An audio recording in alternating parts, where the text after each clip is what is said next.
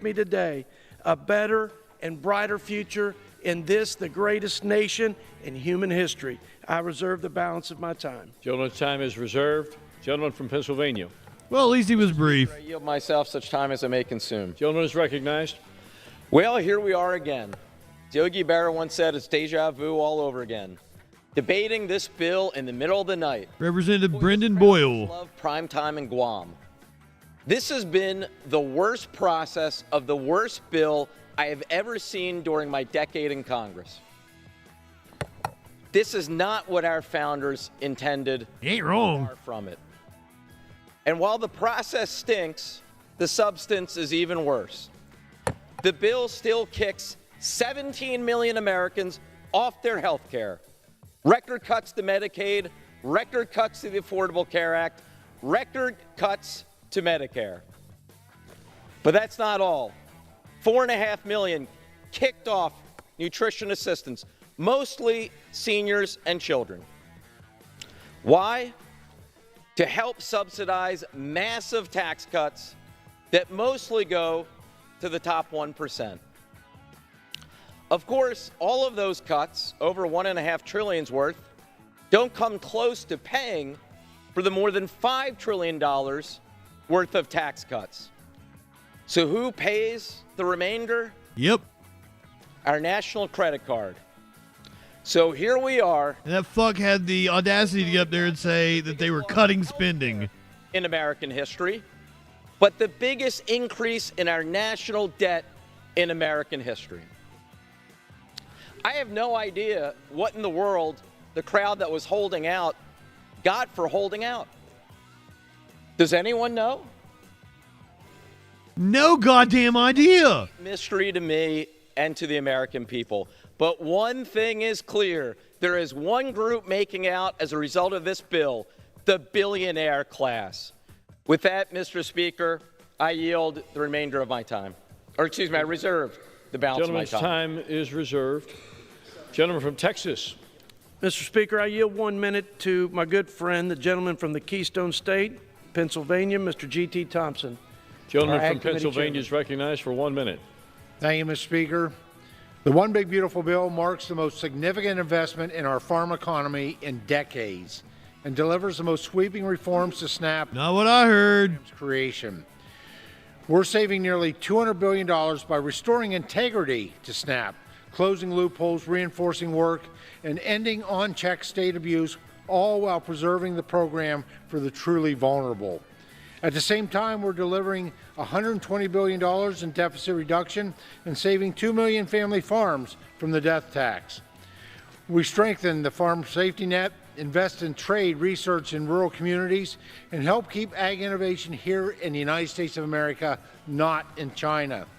This is a down payment on the Farm Bill, and the rest is coming soon. Make no mistake, this is a generational win for rural America. I'd like to thank Agriculture Committee members for their continued work in developing and advancing this policy. We're protecting taxpayers, helping low-income Americans return to work, and securing the future of American agriculture and our rural communities. The One Big Beautiful Bill delivers on President Trump's campaign promises, and it's a win for the American people. Thread. Gentleman from Pennsylvania. Good evening.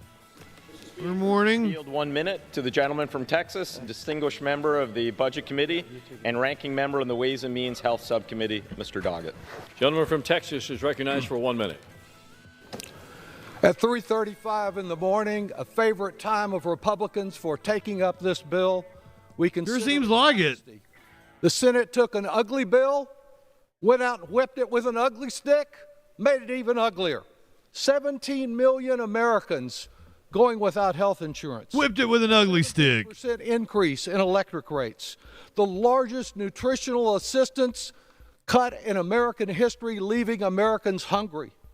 And yet the Independent Committee for a Responsible Federal Budget condemns this as exploding our debt, spiking it to new record highs, and accelerating the insolvency of Social Security and Medicare. One thing remains the same.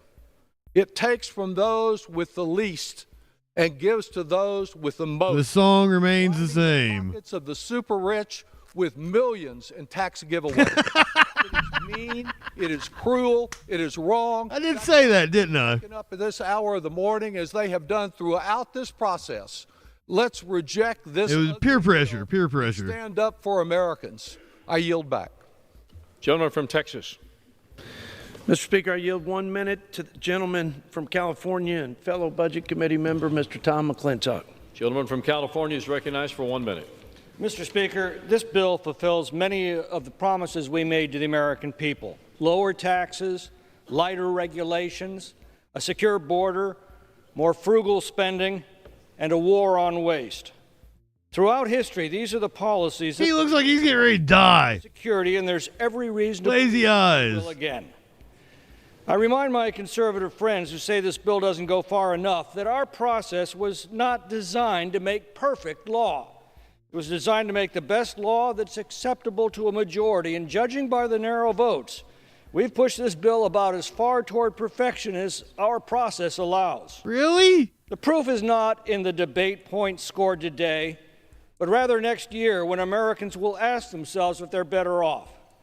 I believe because of this bill, the answer will be a resounding yes. And perhaps that's what the Democrats fear most. I yield back. Gentleman from Pennsylvania. Mr. Speaker, I now yield 1 minute to the gentlewoman from New Jersey, distinguished member of the Budget Committee, Ms. Watson-Coleman. Gentlelady from New Jersey is recognized for 1 minute. Oh, she brought visual aids.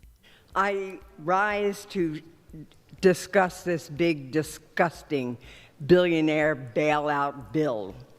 Honestly, lazy eyes, all these State of New people, Jersey, they all suck. Hearing from the constituents of my 3 GOP colleagues, I spoke to some of the 178,000 people in Rep. Van Drew's district on New Jersey Family Care who will lose their coverage, and the parents of the nearly 100,000 Rip children Van Drew in Wingle. Rep. Smith's district. Horrible who are at joke. I'm risk sorry. of I'm losing their New Jersey slap Family happy. Care health coverage. And I spoke to some of the 11,000 seniors in Kane's district who are worried about their nursing homes having to shut down. When she says Kane, does she mean Glenn Jacobs, the mayor of Knox County? In those 3 districts was that they are very disappointed that they were not able to communicate with their representatives because their representatives were hiding from them because they could not justify their support of this big, disgusting billionaire bailout.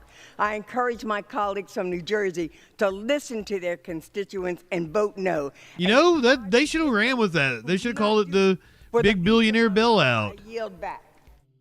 Gentleman from Texas. Mr. Speaker, I yield a minute to my friend from Arkansas and our chairman. That's actually really good. Why didn't the Democrats think about that and do that messaging weeks ago? Mr. Speaker, I rise today in support of H.R. 1, which unleashes American energy and unlocks many of our abundant natural resources.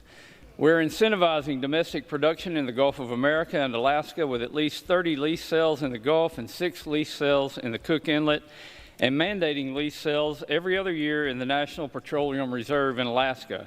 Our mission to responsibly— That's not a good thing. Doesn't end there. The bill also requires coal lease sales, reduces royalty rates on American oil and gas and coal production, and incentivizes production, thereby lowering energy costs and supplying our country with domestically dependable energy. But that's just the beginning. The bill also invests in crucial water resource infrastructure and helps implement President Trump's executive orders on forest management. Republicans on the Committee on Natural Resources are proud of this historic legislation that unlocks our domestic resources potential and supports hardworking Americans and communities nationwide. As we become energy dominant again and mine, refine, and manufacture again in America, I urge my colleagues to support this legislation, and I yield back. Gentleman from Pennsylvania. Mr. Speaker, I now— That was great messaging that the Dems missed out on. the Democratic Caucus Chairman, Mr. Aguilar. Gentleman from California is recognized for 1 minute. I thank the gentleman for yielding. Mr. Speaker, Aguilar is all right. sent us here to work together to address the issues like the affordability crisis. Democrats are ready to work with anyone to make housing more affordable, to make child care more affordable, and to make everyday goods— What was his name? I missed it, Thread. But, Mr. Speaker, the policies within this big ugly bill are going to raise costs, not lower them. Healthcare costs are going to go up as Medicaid gets gutted. Electric bills are going to go up when clean energy tax credits are wiped out at the request of the oil. Oh, those fucking white Republicans Food look assistance alike. programs like SNAP is going to hurt working people. They really do. Already getting squeezed at the checkout line because of these reckless tariffs. These are the same working people who were told by my Republican friends that lowering costs would be their top priority. That has not been the case. And the American people are poorer, and it is more expensive to live here as a result. The economy is teetering on the brink, Mr. Speaker. Every single piece of evidence tells us that a vote for this bill is a vote to make things worse. I urge a no vote. Gentleman from Texas. Mr. Speaker, I yield 1 minute to my friend from Michigan, our chairman of the Education and Workforce Committee, Mr. Tim Walberg. Gentleman from Michigan is recognized for 1 minute. Thank you, Mr. Speaker. The One Big Beautiful Bill is one big beautiful win for the American people. This guy looks like he's going to die any second. Driven by the Biden-Harris administration's outrageous spending. Because they can just lie to their base. Spend billions on Democrats get called out if they tell lies. Forcing Americans. These guys are just telling the right wing what they want to fucking hear. To cover the costs of elite Ivy League degrees. House Republicans have the chance to right those wrongs and deliver real results for the American people by passing the One Big Beautiful Bill. Under President Trump, our economy is not high enough for thanks this to shit. pro-growth policies that help workers, students, and taxpayers prosper. By passing this bill, we have a chance to seize on a generational opportunity to help put more Americans back on the path to the American dream. Thank you, and I yield back. Gentleman from Pennsylvania. I now yield 1 minute to the gentleman from New Jersey, the ranking member of the Energy and Commerce Committee, Mr. Pallone. Gentleman from New Jersey is recognized for 1 minute. Thank you, Mr. Speaker. Mr. Pallone? This is the most shameful bill that I've ever seen. It takes health care away from 17 million people in order to give giant tax breaks to billionaires and large corporate interests. Oh, Pallone. The increase in uncompensated care will force hospitals to close and nursing homes to close and increase costs for those who still have insurance. Now, costs are going to soar for hardworking families across the country as health insurance premiums and energy bills and medical debts rise for millions while the rich get richer. However, this bill doesn't just destroy Americans' access to see their doctors or afford their monthly medications. It also makes devastating cuts to American energy and jobs, which will further increase energy bills and eliminate jobs across the country. Mr. Speaker, this bill is fundamentally cruel. Hardworking Americans don't deserve to be treated this way by the Republicans in Congress, but the Republicans simply don't care. I urge my colleagues in the strongest terms to join me in voting no, and I yield back. Gentleman from Texas. Mr. Speaker, I yield 1 minute to my friend from Arkansas, our chairman of the Financial Services Committee, Mr. French Hill. Apparently everybody in Arkansas is getting a chance to speak. I thank the chair. Fred, get up there. Speak your mind. Of H.R. 1, the One Big Beautiful Bill Act. For too long, government spending has grown unchecked. Last November, American voters sent a clear message. Then why you want to spend more? Our financial services title exceeds our $1 billion budget instruction by over $600 million. It caps the Consumer Financial Protection Budget Authority by nearly half. What's the combined age of everybody in this shot right now? Reserve Fund and HUD's Green and Resilient Retrofit Program. 65, that's 120, 130. Use under the Defense Production This dude's at least 60, 190. This dude's 60. Supply chain requirements. 250. Century. Mike Johnson's probably the youngest. It's a huge tax increase for our working 45, so like 295. This dude, small businesses, gives law enforcement maybe 45. to secure our southwest border, strengthens energy security. Combined age of around 300. Government spending. It delivers on the promises that we made to Americans' voters. I support this bill strongly. I urge a yes vote, and I yield back the balance of my time. That can't be right. Pennsylvania is recognized. Mr. Speaker, I yield 30 seconds to the gentlewoman from Vermont, distinguished member of the Budget Committee, Ms. Ballant. Gentlewoman from Vermont is recognized. Mr. Speaker, 30 this seconds. is a cruel. This ballot is awesome. Thousands of Americans will die because of it. rural hospitals will close, millions will lose their health care, and kids will go hungry. Americans will be poorer. They will be sicker because of my Republican colleagues, because they're falling in line instead of standing up for their people back home. This bill shows us their priorities, and it's not you. They are taking away your health care to give more money to the very wealthy. This bill is for billionaires, not for you. I yield back. Gentlelady's time's expired. Members are reminded to address their remarks to the chair. Gentleman from Texas is recognized. Mr. Speaker, I yield 1 minute to our friend from the Commonwealth of Kentucky and our chairman of the Energy and Commerce Committee, Mr. Brett Guthrie. Gentleman from Kentucky. Oh, I was hoping it was going to be Massey. Mr. Speaker, and I thank the gentleman for yielding. And today I rise in support of the One Big Beautiful Bill Act, which includes the work of the Energy and Commerce Committee to unleash American energy, promote innovation, and protect health care for the most vulnerable Americans. We claw back wasteful and unnecessary spending. We unleash affordable and reliable American energy and support technological innovation by reauthorizing the Spectrum Auction Authority. And we secure Medicaid for those who need it most, mothers, children, seniors, and people with disabilities. Spectrum Autism Authority. Democrats continue to fearmonger and misrepresent what's in this bill, but let me be clear. House Republicans are eliminating waste, fraud, and abuse to focus Medicaid on the most vulnerable, not able-bodied adults who choose not to work. We're fighting for common sense policies. Able-bodied adults who choose not to work or on Medicaid. With disabilities and low-income seniors. This bill delivers on the promises the President and congressional Republicans made to the American people. That is why I urge my colleagues to support this legislation, and I yield back the balance of my time. Gentleman from Pennsylvania is recognized. Mr. Speaker, I yield 30 seconds to the gentleman from Rhode Island, distinguished member of the Budget Committee, Mr. Amo. Gentleman from Rhode Island is recognized for 1 minute. Budgets 30 seconds. are a statement of values. Republicans are showing they have none. People will suffer, people will die, and it will be at the hands of Republicans who vote yes. The top 1% are salivating over getting an extra $300 the CBO has tore this up because of this dangerous bill. Billionaires win. 17 million Americans will lose their health insurance, largest health care cut ever. 42 million Americans are at risk of losing food assistance. Children will go hungry. Republicans claim to be the party of he represents Pawtucket families. A yes in Rhode Island. None of these virtues. This is shameful. I'm a hell no. I yield back. Gentleman from Texas recognized. Mr. Speaker, I don't think Rhode Island is real. My friend from Alabama, it's a fictitious state. Of the Armed Services Committee here in the House, Mr. Mike Rogers. From the show Family Guy. 1 minute. I thank the chairman for yielding for his leadership throughout this process. Is that a hairpiece? Mr. Speaker, he looks like he's a preacher. Underinvestment in our national security has shattered American deterrence. It's allowed our adversaries to threaten and challenge us in new and unprecedented ways. But that ends today.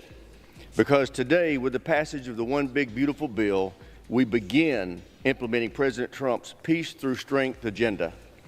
H.R. 1 includes a historic $150 billion investment in America's national defense that will help us begin building the Golden Dome missile defense shield to protect our homeland, begin to revitalize our defense. And those of you not old enough to remember, we tried this under Reagan. It doesn't work. National security.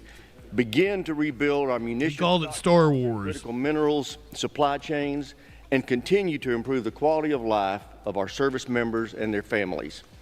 With these investments, we will work to restore American deterrence and build the ready, capable, and lethal fighting force President Trump promised. I want to commend the President, the Speaker, and Leader Thune for prioritizing national security in this bill, and I want to thank Chairman Wicker for his strong partnership throughout this process. I urge all members to support this bill, and I yield back. Gentleman from Pennsylvania. Speaker, may I inquire as to how much time remains on both sides? Gentleman has 8 minutes.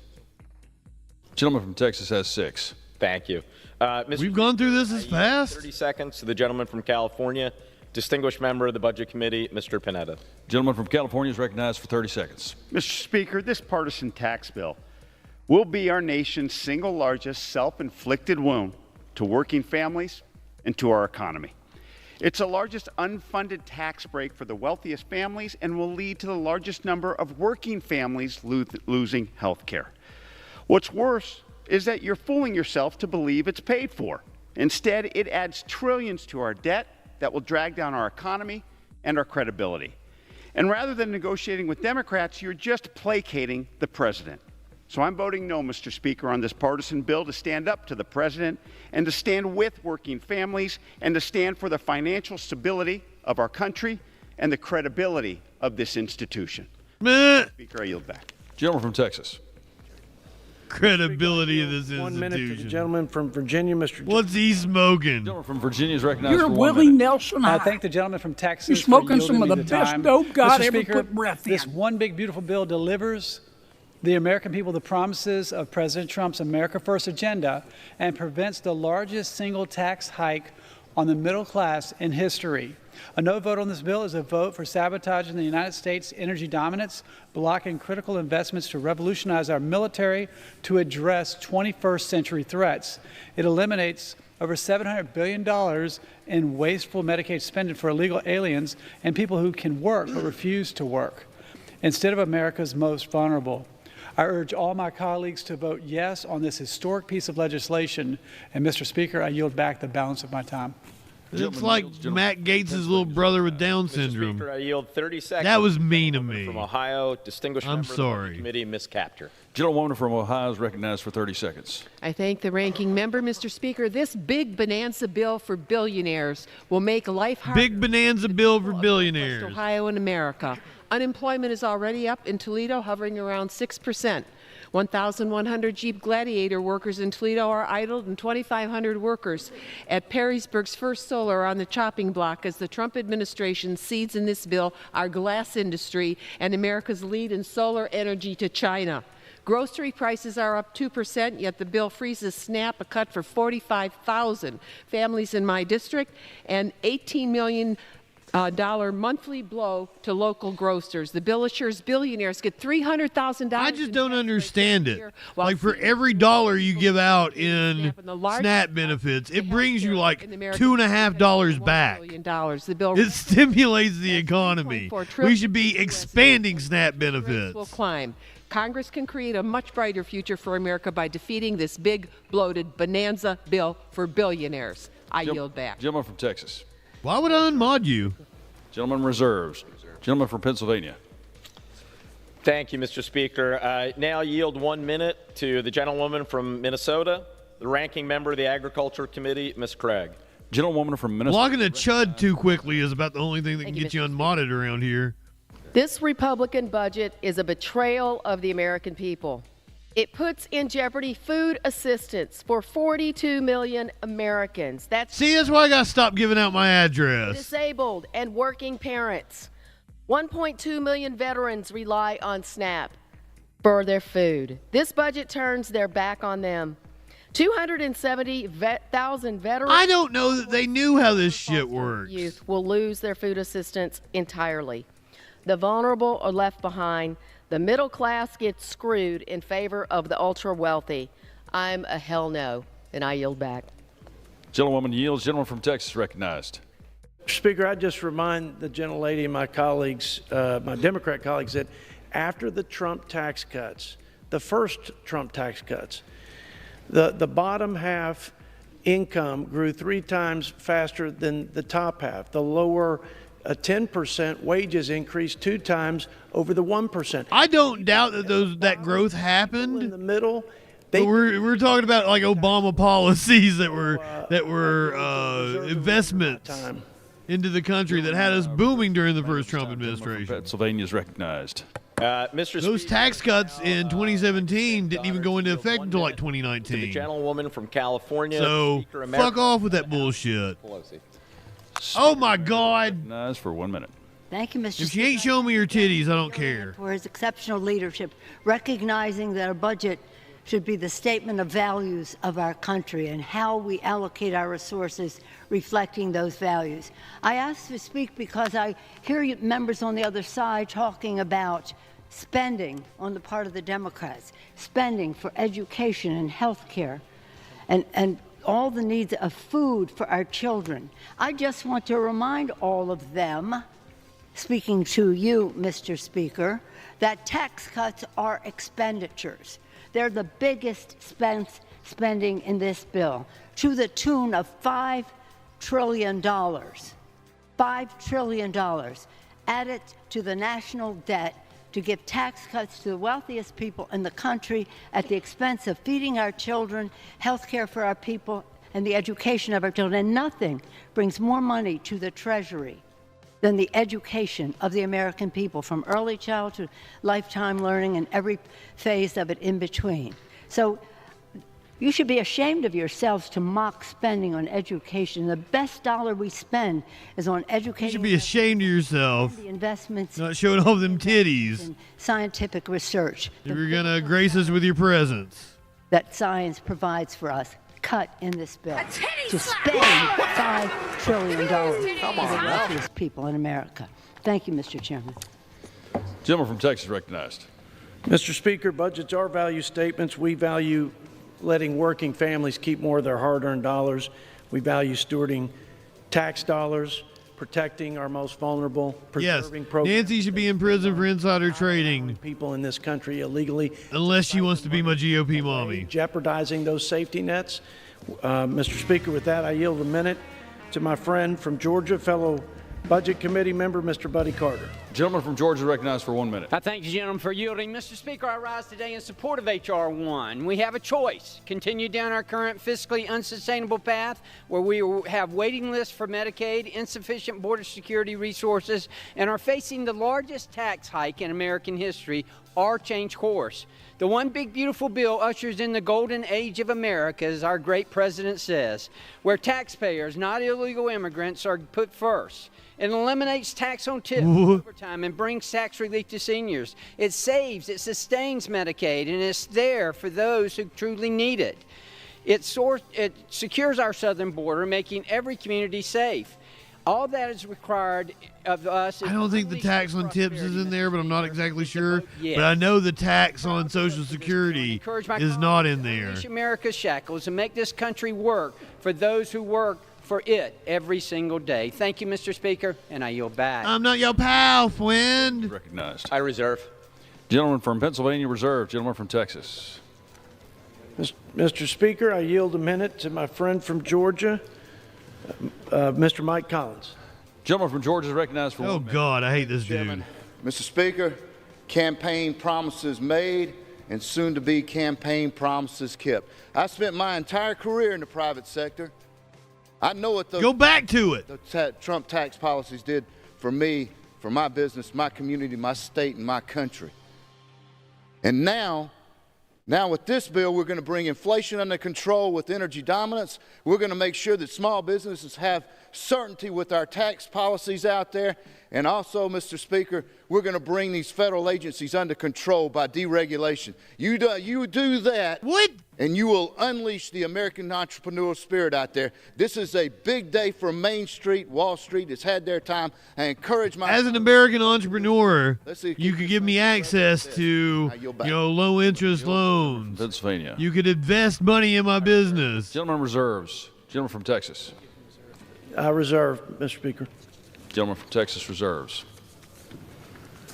How much time do I have, Mr. Speaker? Gentleman from Texas has 3 minutes. Gentleman from Pennsylvania has 5.5.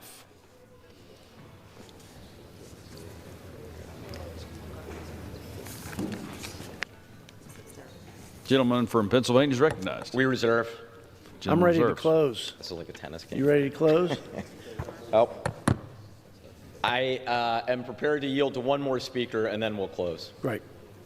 Gentleman from Pennsylvania is recognized. So with that, yield to my good friend, the gentleman from the Commonwealth of Kentucky, who they tell me is behind me. Let's hope they're right, Mr. McGarvey. All right. How much time? Oh, 1 minute. Thank you. Gentleman from Kentucky is recognized for 1 minute. Thank you, Mr. Speaker. A budget is a series of choices. Republicans are choosing to take health care away from 17 million Americans. Republicans are choosing to take food off the plates of hardworking families, kids, and seniors. Republicans are choosing to blow up the national debt by trillions of dollars. And for what?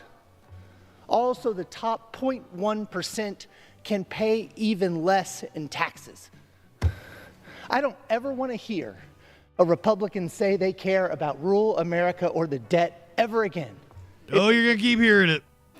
A budget is a series of choices, and theirs are indefensible. I'll vote no. Thank you, Mr. Speaker. I yield back. Gentleman yields. Gentleman from Texas. You cannot hypocrisy shame Republicans. It's impossible. Gentleman from Texas. They don't feel embarrassment. Pennsylvania. In that case, Mr. Speaker, I yield myself the balance of my time for the purposes of close. Gentleman's recognized. This has been a very long day after many, many days that have stretched into the night to the following morning, such as this one, after a very long 6 months on this bill. But what really matters in these next few moments is that the decision we have been entrusted by the American people to make will have ramifications for millions of our fellow Americans, and indeed for our country for decades to come.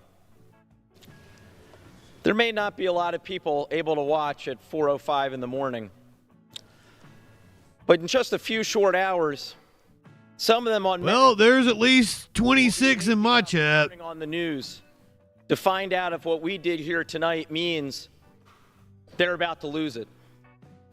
Some of the people who get their health care from the ACA exchanges will be turning on their TV to find out what we've done in these next few minutes and if they will still be able to have health care. The folks like my dad who are on Medicare, who are writing in, emailing, calling us saying, don't cut Medicare, they will find out in a few moments whether or not we've pushed through the biggest cut to Medicare. For some reason, I'm thinking this is going to be more than a few moments. Rely on SNAP, the Nutrition Assistance Program. They may not quite understand. Why do I feel like I'm still going to be here by the time the sun comes up? Here will have a profound effect on their lives.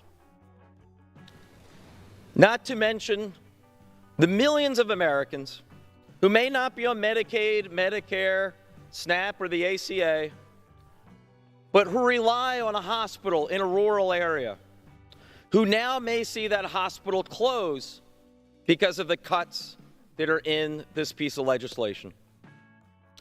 And, of course, for many Oh, yeah, we're talking like 77 rural hospitals, I think, are going to close. Are going to be saddled with even Was that the number I saw? To afford tax cuts for those. Very nice TV. Welcome in. Hope you were doing well. Economics. I believe it is immoral. I would remind us the Congressional Budget Office just last week found the final analysis of this bill, when all of its component parts are summed together. It found this: the bottom third of households would be poor, the middle of the country would be no better off, and the biggest benefit would go to the top 1% of Americans. This legislation makes the poor poorer, the rich richer, and the middle class left behind. On behalf of the millions of Americans who are relying on us to hold firm, on behalf of this side of the aisle, we say hell no. Vote Who's no lucid? on this bill. With that, I yield back. Gentleman yields. Gentleman from Texas is recognized. You're going to have to tell me who that is, because I've never rated somebody at 6 in the I morning. want to start by thanking my. I don't know who's on at that time. Mr. Brent. I'm usually asleep. He's a good American, and he's been a great partner and colleague, and I mostly appreciate his friendship. I will make it happen for you, my friend. We convene here before the 4th of July. I probably got to go follow him, though. Recalling those unalienable rights that sparked this American experiment, life, liberty, and the pursuit of happiness. Our founders built this republic on the promise. Yeah, he's wanting to sign it on the 4th, isn't he? Strive to pursue. Like, he really wanted to do that. Promise only thrives when government stays in its place, preserving liberty, not suffocating it with unchecked regulation and unbridled spending. This legislation reclaims that founding promise. It is the principal vehicle for advancing President Trump's America First agenda, unleashing a rising tide of prosperity, securing our border, modernizing our national defense, and supercharging energy, agriculture, all the sectors of our economy that Washington has kept in a chokehold for too long. Throughout this debate, Mr. Speaker, you want to know something, Thread? I was following Lucid Fox, so cool. Designed to scare the American people and prey on their fears, the last gasp of a broken status quo. For our part, we put our trust in the American people. We appeal to their aspirations, and we deal in facts, not fear. They're the false claims that they make that this only helps the so-called 1%. The top 1%, the super rich. We deal in facts, not fear. The party that said they're going to eat your pets and immigrants are going to rape you and they're bringing fentanyl across the border. God damn. Caused by the Democrats' failed and unbridled spending. The complete distortion that Medicaid's being cut, when in fact... You're welcome, Very Nice TV. Everybody should go follow Very Nice TV. Hundreds of billions of dollars. Usually Holiday takes care of my shout-outs, but Holiday might be passed out by now. When we know that they restore the dignity of work and lead to better opportunities and bigger paychecks. All their myths are... I don't know about the morning peeps. I have no idea. From day one, we said this was a generational opportunity to deliver the most comprehensive and consequential set of conservative reforms in modern history. And that's exactly what we're doing. This isn't our moment, Mr. Speaker. This is the American people's moment. And I urge my colleagues to pass this bill and open up that gateway to a new golden age of America. God bless. Okay, have you seen the way she's been looking at him? Shields back.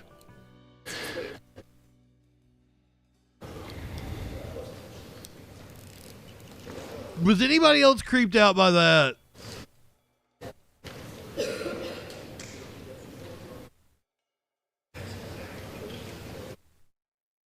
Buddy, I hope that's your wife and not your, staffer. I can't go back, unfortunately, because we're live on a TV app. If I was on YouTube, I'd totally rewind it and be like, look at her!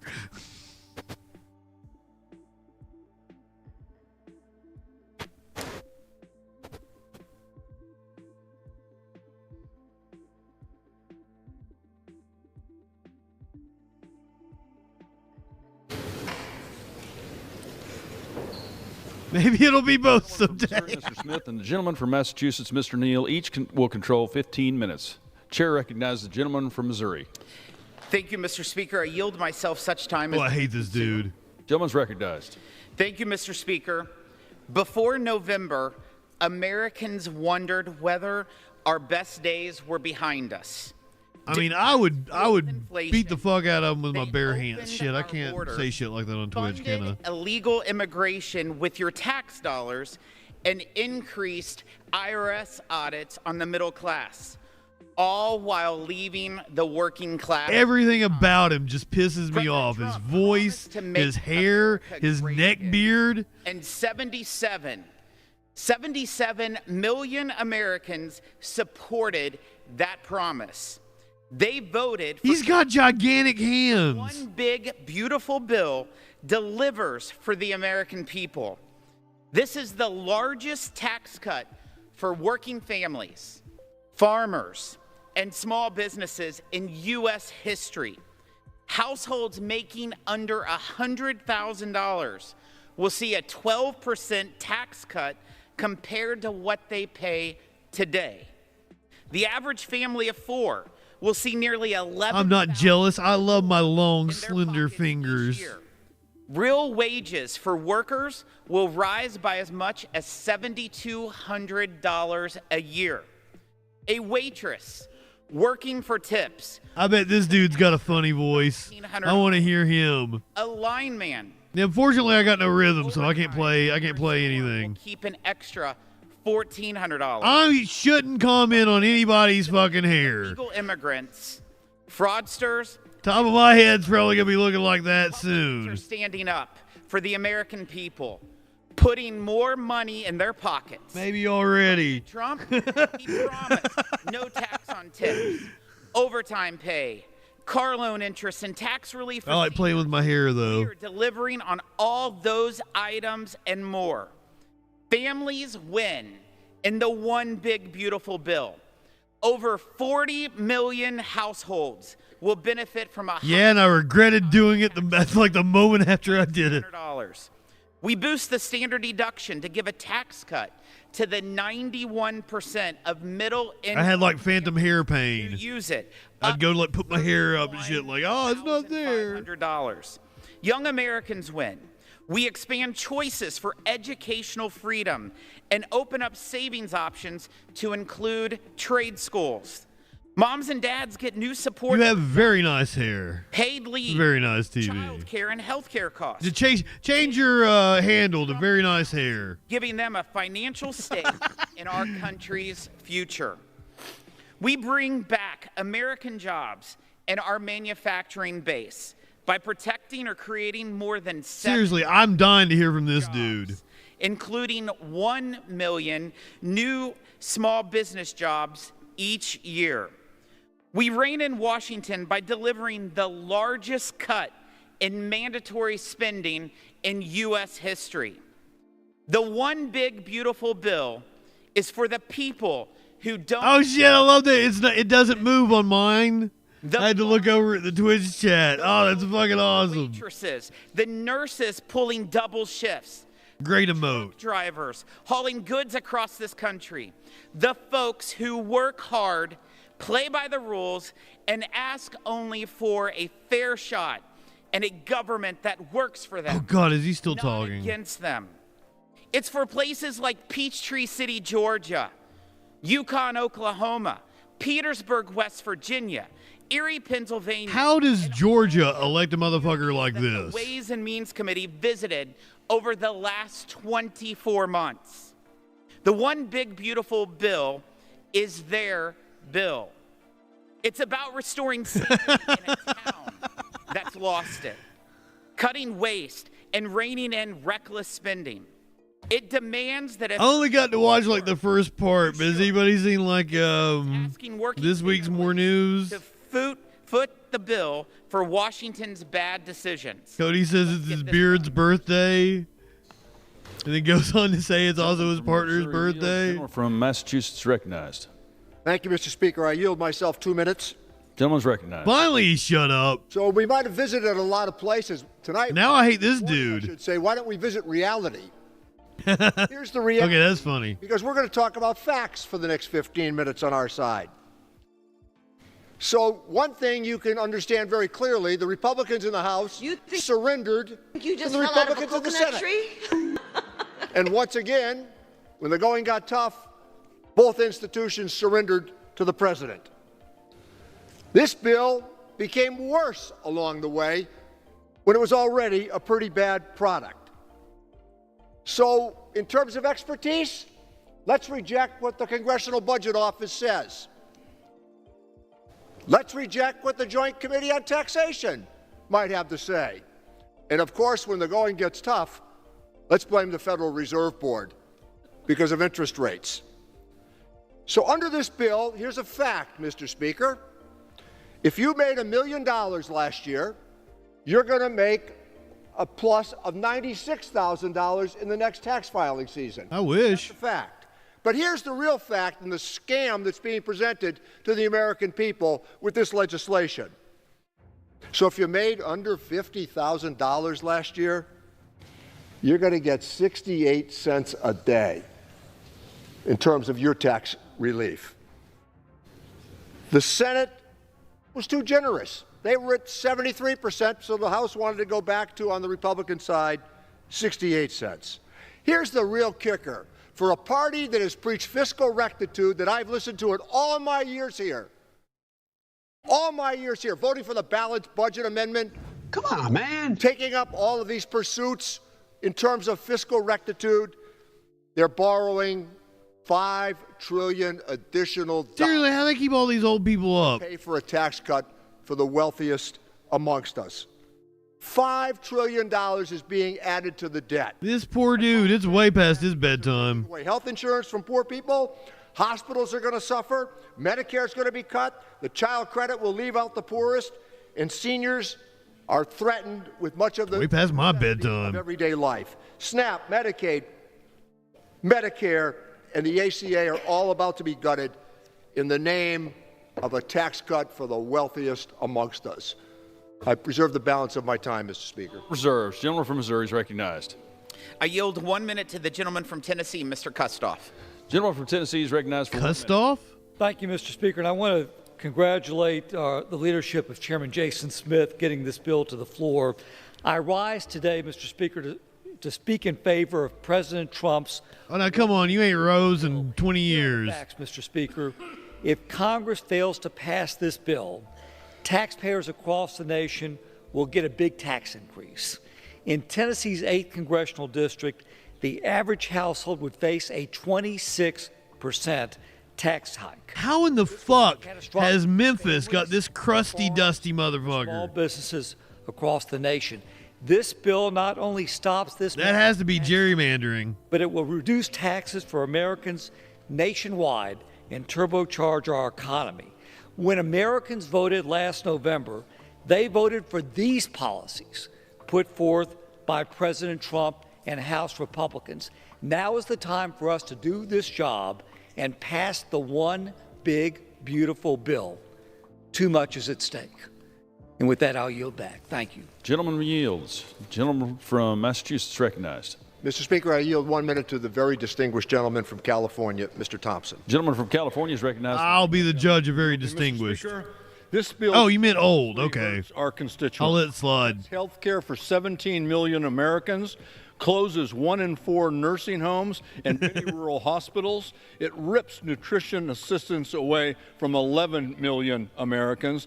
And it cedes leadership in the green energy economy to China. To China. It raises energy bills for hardworking Americans. It cuts Pell Grants for millions of students. It adds $5 trillion to our national debt to give a tax break to billionaire donors who don't need the help in this environment. $5 trillion added to our national debt. It pushes the American dream out of reach for millions of working class Americans. Every member who votes yes will forever carry the shame of betraying hardworking Americans and put our kids and our grandkids in great, great debt. Sir Ed, we've had several drop profanities. It's bad for our constituents. It's bad for America. It's bad for our future. And I yield back. Oh, you watched the stream from last night. You know about the dude, like... The gentleman from Nebraska. What do you say, shitting on the middle? Why do they keep shitting on the middle class? Thank you. I thank the chairman for the diligent work he has done in bringing folks together, hearing from all members, and helping formulate a bill that is great for America. Great for work. Bro, I never beat anybody up in high school, but if I could go back in time and be in school with you, I'd beat you up in high school. At an amount even better proportionately than high-income folks. I got picked on in high school. That my colleagues across the aisle voted for a large portion. If I could go back in time, I'd be picking on people. Now, there's various criticisms that they've kind of pivoted, I guess, a bit. But when you really look at what we are doing, we're preventing a tax increase on the middle class, average American household. Well, Nebraska's a big state with, about a $1,500 tax. Not a lot of people. American Farm Bureau tells us that the average farm will face more than $5,000 tax. You ever been to Scotts Bluff? Our bill done. Mr. Speaker. I've never even heard of it. What is Scotts Bluff? For America, I yield back. Gentleman yields. Gentleman from Massachusetts. Thank you, Mr. Speaker. Let me yield 1 minute to the distinguished gentleman from Chicago, Illinois, Mr. Davis. Gentleman from Illinois is recognized for 1 minute.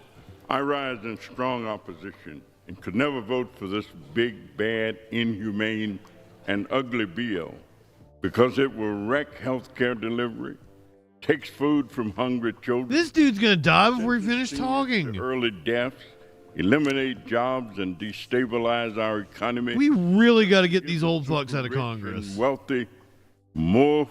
For those unaware, there are 3 Democrats that have died in office this year alone. Disabled, from the sick, from the hungry, and gives to the wealthy. This bill is cruel, It is. Oh, I'd totally let him read to me like on Christmas Eve. It is draconian. It is dangerous. It is criminal. So if you want to stop crime, And all through the house, vote not a no. creature was stirring. I will. Not even a and I mouse. yield back. Gentleman yields. Gentleman from Missouri is recognized. Mr. Speaker, at this time, I yield 1 minute to the gentleman from Illinois, Mr. LaHood, for the purposes of a colloquy. Gentleman from Illinois is recognized for 1 minute. Mr. Speaker, I rise to enter into colloquy with the gentleman from Missouri regarding the termination You do and you'll clean it up. commercial clean vehicles credit in the One Big Beautiful Bill. Is it your understanding and intent, Chairman Smith, I know it's the middle of the night, but you be doing your colloquy on your own time. acquired, unquote, as of the date on which a written binding contract is entered into for their acquisition and a Colloquy has been made? I yield the I have Chairman no Smith for a idea. response. Mr. Speaker, yes, it is the legislative intent that vehicles shall be treated as acquired as of the date on which a written binding contract is entered into for their acquisition and a payment has been made. Mr. Speaker, Good I luck. associate myself with the comments Good of the luck. managers. I am pleased to know their legislative intent. Mr. Speaker, Oh, no, that's a French my word. colleagues to support this common sense Fragwitz, welcome in. and I yield back. Gentleman yields. Gentleman from Massachusetts. Mr. Speaker, I'd like to yield 1 minute to the gentlelady from For California. some reason, LaHood sounds like, oh, where do you want this piercing? I want it on my LaHood. Thank you. Mr. Speaker, I flew overnight through thunderstorms and flash flood warnings to be here to stand up for my district this morning because Republicans refuse to stand up for theirs. I've been in Congress for over 20 years and I've never seen such cowardice from my colleagues across the aisle. Time and time again. Colloquy. Okay, now what does it mean? Cheap lawn chairs. Senator Murkowski said it was a bad bill. A conversation. Vote for it. I'm here to stand up against a bill that That's what it means, a conversation. Americans off of their health care. A bill that cuts school lunches and food assistance to children who go to bed hungry every night. A bill that includes billions of dollars for ICE and already They're all asleep behind her. Okay, she woke up. My bad. and racially They all woke up at the same time. for weeks. To my colleagues across the aisle, have you no decency? Have you no humanity? It's not too late to do what you know is right by your constituents and by your country. Vote no on this one big steaming pile of crap. And I yield back. Oh, now why'd you have to censor yourself? Missouri is recognized. I yield 1 minute to the gentleman from Kansas, Mr. Estes. Gentleman from Kansas is recognized for 1 minute. Mr. Speaker, I rise today on behalf of the Kansas families, workers, and small businesses who will benefit from the One Big Beautiful Bill. By extending and I've been to Wichita. It fucking stinks. working-class families in my district will pay $10,900 less in taxes and see increased wages All of Kansas $7,200 on average. stunk. It contains my bipartisan legislation to make research and development expensing permanent. Turns out it was just this dude farting. Ensuring America continues to lead the world entirely on innovation. It eliminates I'm sorry, I'm not at the top of my and game. it builds on President Trump's successes. 8.5 hours into this fucking stream. Spin for my colleagues on the left. This bill delivers on what Americans voted for in November. It's time. He looks like he smells like fried chicken. With that, Mr. Speaker, I yield back. Gentleman yields. Gentleman from Massachusetts. Mr. Speaker, I'd like to yield 1 minute to the gentlelady from Alabama, Congresswoman Sewell. Gentlelady from Alabama is recognized for 1 minute. Mr. Speaker, this so-called big, beautiful Harry bill Sewell's all right. is nothing but a big, ugly betrayal of Alabama families and the big handout to billionaires. There's nothing beautiful about stripping health care from working families. There's nothing beautiful about taking I love her glasses. people, the most vulnerable neighbors. And there's nothing beautiful about putting rural hospitals on life support in communities that can least afford it. Mr. Speaker, the cuts in this bill are not just numbers on a page. They are empty cupboards and shuttered clinics. They are hospital wings. I appreciate you, lazy eyes. Towns already struggling to keep their doors open. They are parents. I was giving shout outs to people that were incredibly supportive of me on other social media platforms, and you are one of them. They lose. I appreciate the hell out of you. Here are the facts. 170,000 Alabamians will lose their health care. 700,000 Alabamians will lose or reduce their nutrition assistance. 5 Alabama hospitals will close and add $5 trillion. Well, here's the thing, is to be a representative from the state of Alabama and be a black woman, black and a woman, congressional district, you have to be million hardworking Alabamians better than everybody else. You have to be like the absolute do the same. best. Gentleman from Missouri is recognized. At everything. You have to have a spotless record. West Virginia, Miss Miller. Gentlelady from West Virginia is recognized for 1 minute. Mr. Speaker, The double whammy, though, being black and a woman. big, beautiful bill. In 2017, President Trump signed the largest tax cut in history into law. Today, thanks to the hard work of the Ways and Means Republicans, we will make those tax cuts permanent and prevent an end-of-the-year tax hike. This bill gives the average working family... You guys were the ones that caused the tax hike. And makes permanent... And my taxes probably would have gone down, thank you very much, Carol. ...to keep our economy humming. This is a big win for our West Virginia business. My taxes went up under. I understand that most people got at least a little bit of tax relief. This time around, it very, very little is going to the working class. $1,000 and 200 transactions. But you fucks did away with itemized deduction for me, and that as a contractor, and ensure someone who does not have actual employment has a, will make doesn't have a what, W-2. I got a 1099. I urge all my colleagues. You fucked me. Thank you, and I yield back. Gentlelady yields. Gentleman from Massachusetts. Thank you, Mr. Speaker. I would remind the gentlelady that in 2017, the Republican Party borrowed $2.3 trillion for that tax cut. I yield 1 minute to the gentlelady from... Ballooned the deficit. Gentlelady from Wisconsin is recognized for 1 minute. Thank you, Mr. Speaker, and thank you, Ranking Member. Oh, she's cute. You are a Republican with misgivings with the massive debt that this bill creates. I bet this woman makes some awesome mac and cheese. About stripping 17 million Americans of health care access, I tell you. Oh, wait a minute. She's from Milwaukee. Your moment. A coward dies 1,000 times before his death, but the valiant taste of death but once. Shakespeare. So vote your constituents, vote your conscience. This is how you will be remembered. Better to vote your conscience today and face an angry tweet than to have your yeah, she makes poutine. That's it. Apple pie and poutine. By their deeds, you will know them. I urge all my colleagues to oppose debt. She looked like a Southern grandma to me. That's why I thought she made a good mac and cheese. And I yield back. Gentlelady yields. Gentleman from Missouri. She probably makes a decent mac and cheese, but not the best. Mr. Feenstra. Thank you, Gentleman Chairman. from Iowa is recognized for 45 seconds. Thank you, Chairman Smith. President Trump's one big, beautiful bill will dramatically grow our economy and reduce our deficit. It's the largest tax cut in American history for families, farmers. Why do I know this dude's name? Why? Randy Finstra from Iowa. Main Street businesses grow, invest, hire, and increases the exemption for the death tax, which will help save 2 million family farms. Additionally, what kind of scandals has he been involved in? Border wall hires more ICE and Border Patrol agents and creates American energy independence. We must pass this bill to unleash economic growth and rural prosperity. Let's make President Trump's one big, beautiful bill the law of the land. Thank you, and I yield back. Gentleman yields. Gentleman from Massachusetts. Mr. Speaker, I yield 1 minute to the gentlelady from Connecticut, Congresswoman DeLauro. Gentlelady from Connecticut is recognized for 1 minute.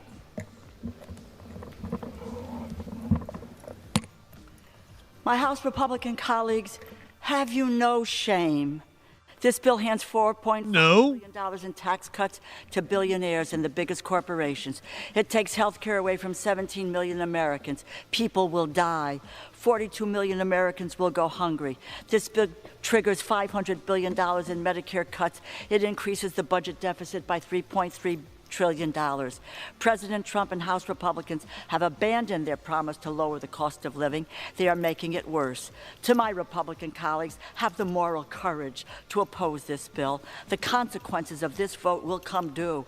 They will not wait until next November. It will come tomorrow and every day after, and every phone call and letter that your office answers when your constituents tell you they cannot find health coverage or afford groceries, and they ask what what you have done to help. And I hope you have the moral courage to tell them the truth, that you did nothing.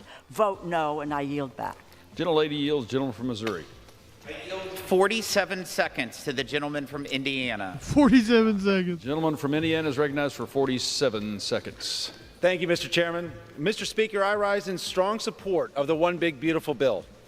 President Trump inherited a disastrous open border policy from the Biden-Harris administration. There were nearly 1 million encounters at the southern border under President Biden, more than the last 14 years combined. When they say encounters, they mean people seeking asylum. In the first 5 months of President Trump on this chart. As it turns out, all we really needed was a new president. And now the One Big Beautiful Bill will permanently secure the southern border. It completes the wall, funds thousands of new border agents, and equips them with the cutting-edge tools that they need. I urge my colleagues to vote yes, because border security is national security. Mr. Speaker, I yield back. Gentleman yields. Gentleman. Also, what was that graph? Mr. Speaker, I yield 1 minute to the gentlelady from California, Congresswoman Chu. Gentlelady from California is recognized for 1 It only covered like 5 months. It's in opposition to Republicans. And it made it look like immigration went up over those 5 months. Like Lisa, who's of this year, diagnosed with a life-altering disease that left him unable to work by mid-age. Medicaid enables Lisa to be his full-time caregiver and ensures that he has the care he needs. Unfortunately for Lisa and her son, I think he drew it himself. They made it very clear over the past 6 months who they are fighting for. It's not for the most vulnerable like Lisa and her son, who may be 2 of the 17 million Americans kicked off their health care thanks to this bill. Instead, Republicans are fighting for billionaires like Donald Trump and the top 0.1% who will get an average tax. Maybe Trump helped him draw it with his Sharpie. Per year. Yes, child draw it. Same difference. Gets 68 cents a day. To my Republican colleagues, there's still time to join Democrats in preventing this despicable bill from becoming law. I yield back. Gentlelady yields. Gentleman from Missouri. I yield 30 seconds to the gentleman from North Carolina, Mr. Knott. Gentleman from North Carolina is recognized for 30 seconds. Mr. Speaker, I rise in strong support of this bill. After listening to the previous few hours, it should surprise no one that the party of open borders, the party of illegal aliens, and now the party of state-run grocery stores hates this bill. Because this bill secures America's borders. It protects America's farmers and America's businesses. It protects us from tremendous amounts of waste, fraud, and abuse. And it stops the largest tax hike in American history. This bill is a win for the American people. What is Mike Johnson doing down there? Massachusetts. Mr. Speaker, might I inquire as to how much time is remaining? Gentleman has 6 minutes. I yield 1 minute to the gentlelady from Oregon, Ms. Salinas. Gentlelady is recognized for 1 minute. Mr. Speaker, with this bill, my Republican colleagues are betraying the American people. In the dark of morning, they're trying to ram through legislation that will raise costs, strip away health care, take food off the table of working families, and increase energy costs for all Americans, all to give tax breaks. Oh, this dude. Cuts to Medicaid will shutter rural hospitals. We're all feeling you right now, my friend. Health centers, leaving families with higher costs and nowhere to turn for care. As millions of families are right now struggling to put food on the table, this bill cuts funding for nutrition assistance, forcing children, veterans, and seniors. Thread, you still with us or did you pass out? And this bill raises costs on everything, from energy bills to prescription medications. This bill is a grave mistake. If it passes, my Republican colleagues may pay for it at the ballot box, but countless Americans will pay for it with their lives. I urge my colleagues to have the moral courage to oppose this bill. I yield back. Gentlelady yields. Gentleman from Missouri. I yield 1 minute to the gentleman from Louisiana, the Majority Leader, Mr. Scalise. Gentleman from Louisiana is recognized. Steve Scalise. Speaker, and thank Chairman Smith for not just yielding, but for his leadership in getting us to this point. Mr. Speaker, we are at the precipice of the new golden age of America. And how do we get there? We get there by actually making the right decisions for those hardworking families who have been struggling. You know, if you listen to the people on the other side, Mr. Speaker, who have over and over again said they are against this bill and all the things that are in this bill for hardworking families, You would think Like the last what? 4 years things have been going great for middle America.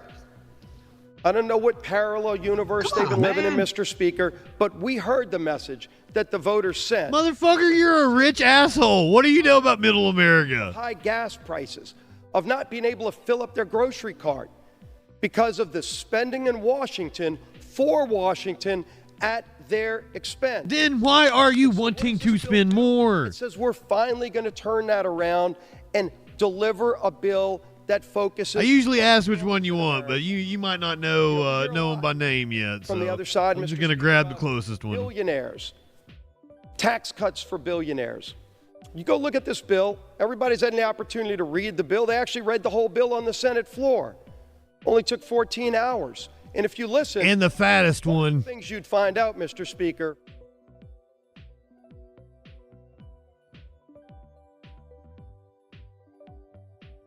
Why does the other side keep hiding behind billionaires as their excuse to vote no? Because they made a decision, Mr. Speaker, earlier. Brother, I know what the bill says. Their money. They want to keep that power in Washington. That's really what's at stake here. That's the big fight that has been going on. That was Maynard James Kitten. The other side won that fight the last few years by raising taxes. Oh, Smokey's right there, too. Growing Washington. And while they did I didn't see him. He was blending in. families in America suffered. Inflation went up for those hardworking families while Washington grew. Interest rates grew up to the point they couldn't even afford to buy a first-time home because Washington grew. And we said it's enough.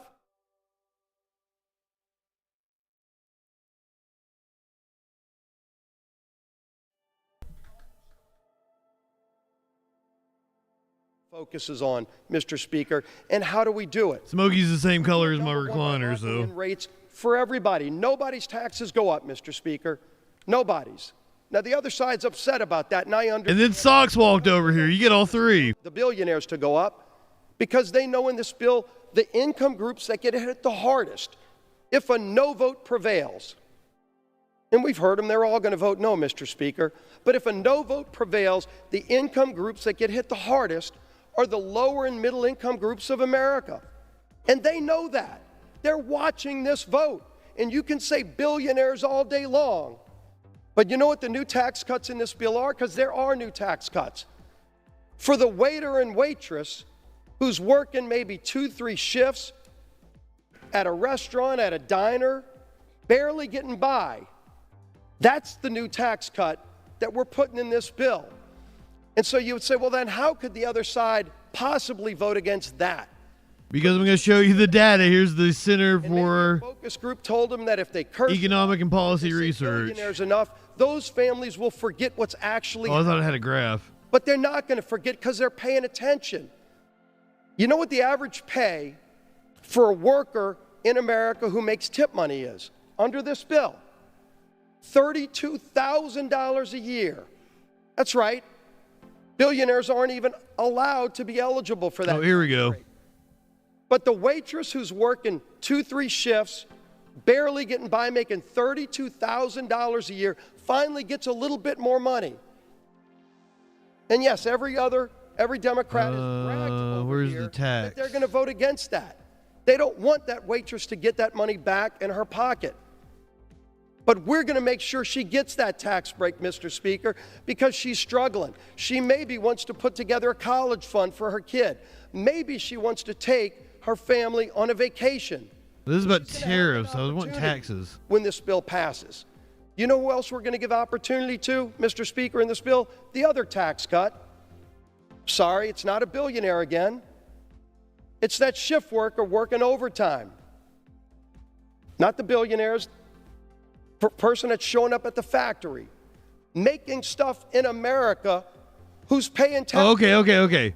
So the red is income decline projected away from their family for a few extra based on, or I mean, this is decline. family, What's going down? and they go, geez, I got all that extra The money. blue is the tariffs. The red is the big beautiful bill. My family, and we say, you know So what? Yeah, you will see your income decrease by about $2,000, while the rich will see their income increase somebody making about 12 grand $60,000 a year, not the billionaire. based on blah blah. Fucking math. Maybe that shift worker won't know what you're doing, but Mr. Speaker, they do know. They do know what's Here, about. you can read for yourself. Because everybody's watching this vote, and that's a good I don't know math, and I'm cranky and tired. That shift worker deserves that extra money back. Might not seem a lot to somebody who deals with billions and trillions of dollars up here in Washington and grows agencies by 20, 30%. Coming up on hour 9 of the stream. A couple of years, and just thinks if you double the size of an agency over 5 years, somebody's going to pay for that. Well, you know who's paying for it? That hardworking family. You know, we clean up waste, fraud, and abuse, and it's been mocked by the other side. They think it's cool to mock what we're doing to finally root out waste, fraud, and abuse. You haven't rooted out waste, fraud, and abuse. You should be mocked. Of waste, fraud, and abuse in Washington, but we're cleaning it up in this bill. No, you're not. You're spending more. That there's about $10 The bill spends more. a year in waste just in the government is spending more this year over last year. Improper payments. Not going to children that you hear about on the floor and not all these other. It's going to improper payments to fraud. $10 billion a year. No fraud. Mr. Speaker, when you hear about the billionaires and you say, well, how could anybody vote against this bill? Think about what a no vote means. Because I'm proud of the yes vote that we're about to cast to help those families. But everybody who votes no, Mr. Speaker, make no mistake about it, everybody who votes no is going to be asked a question by that waitress making $32,000 a year saying, why do you want me to pay more money in my tips so that $10 billion of fraud goes out in the SNAP program? Because you voted against cleaning it up and you voted against no tax on tips. That's the no vote. You can't hide behind the billionaire anymore. You're going to have to face the reality, Mr. Speaker, that this bill actually delivers for the working families of this country who have been struggling. They haven't been living on easy street the last 4 years, but they went to the polls in November and said, we want to try a different approach. And this is that different approach, to give them more power, to give them more opportunity. You know we're giving opportunity, Mr. Speaker, to in this bill. Again, if you're going to vote no, this is what the no vote will take away. We actually create something unique in this bill. Hadn't been talked about yet, but it's in the bill. I'm real proud of it. We create opportunity in school choice for every, not billionaire, low-income families. Every low-income family in America will be eligible for a scholarship so that their kid can go to the school of their choice if they're in a failing school. Now, you vote no, Mr. Speaker. How do you tell that family that their kid doesn't have the same opportunity they deserve that every other kid in America can have? If somebody can afford it, they can go to a private school. But if that low-income family can't afford it, we're finally giving them a lifeline in this bill, Mr. Speaker, and saying you can have the same opportunity. But a no vote says that you don't think that that parent deserves the same opportunity? And then you hide behind billionaires. There's going to be no hiding, Mr. Speaker. We all know when this hide behind billionaires what the consequences are. And why do we say there's going to be a golden era in this country? We're securing our border in this bill too. T-Minus, welcome back for like the energy in this bill. 7th time tonight. From the North Slope of Alaska to, yes, the Gulf of America, where President Biden had shut down American energy. He green-lighted Russia's Nord Stream pipeline so Russia could produce their energy, funding billions of dollars to go fund their war against Ukraine. But in America, we were shut down. We open it up in this bill, Mr. Speaker. Once again, we produced more oil and natural gas during the Biden administrations than any country in the history of the world. The billionaire doesn't care what the cost of gasoline is. You know who does? That waitress making $32,000 a year saves that tip money. Maybe she can go on a trip and get in her car and drive and afford the gasoline now because we'll be producing more. We actually have lease sales in this bill. Under Biden, the United States produced more oil and natural gas than any country in the history of the planet. American energy said yes to other countries' energy. Iran was able to sell their oil on world markets thanks to the previous administration. That party's over. And when America starts producing energy, not only does it help lower the price for families here in America, not only does it create great jobs here in America, but all the bad guys around the world, Russia, Iran, Venezuela, you name your country, they're not going to have a cartel-like exclusive license on global energy anymore, because America's going to be back in the game. Let's get this country back in the game. Let's get this country back on track. Let's actually promote opportunity in the American dream again for anybody who wants it. You want to work? There's going to be more opportunity than you've ever had before. If you're disabled on Medicaid, right now you've been crowded out of those programs by people turning down work. Able-bodied people, 35-year-olds. Are you shitting me? They're going to now have to go get a job. That's right. And by the way, that's a good thing for them. Their mom doesn't want them sitting in the basement playing video games anyway. But now it no longer will be crowding out Medicaid for the truly needy people who deserve it. The disabled people will not be getting crowded out of those programs by people who can actually go get a job, and there are going to be a lot of great jobs, Mr. Speaker, a lot of great jobs in this country. America's coming back. You can vote no all day long, and you can sit down in the fetal position. America's ready for a rebirth, and we're going to deliver it. President Trump is at the helm now. It's a new day. World leaders know it. The bad guys know it around the world. But you know what? Those hardworking families who have been waiting for this relief for a long, long time are finally going to realize help is on the way. Wow. Republicans in Congress, any Democrats that want to join, Mr. Speaker, are free to, but they're bragging that they don't want to be a part of this. But you know what? The hardworking families of America. Brother, let me tell you about all the Republicans that took credit for all the investments from the Build Back Better Act. And watch what happens. That's why he called it BBB. Ahead for this country, greatest country in the history of the world. I didn't even realize it. He was just trying to copy Biden. Great American dream and that hope for those families who have been waiting way too long. That help is coming. We're going to pass this bill. It's insane. Trump's going to sign it. It's going to be a great 4th of July. Let's pass the bill, Mr. Speaker. I yield back to balance my time. Gentleman yields. Gentleman from Massachusetts.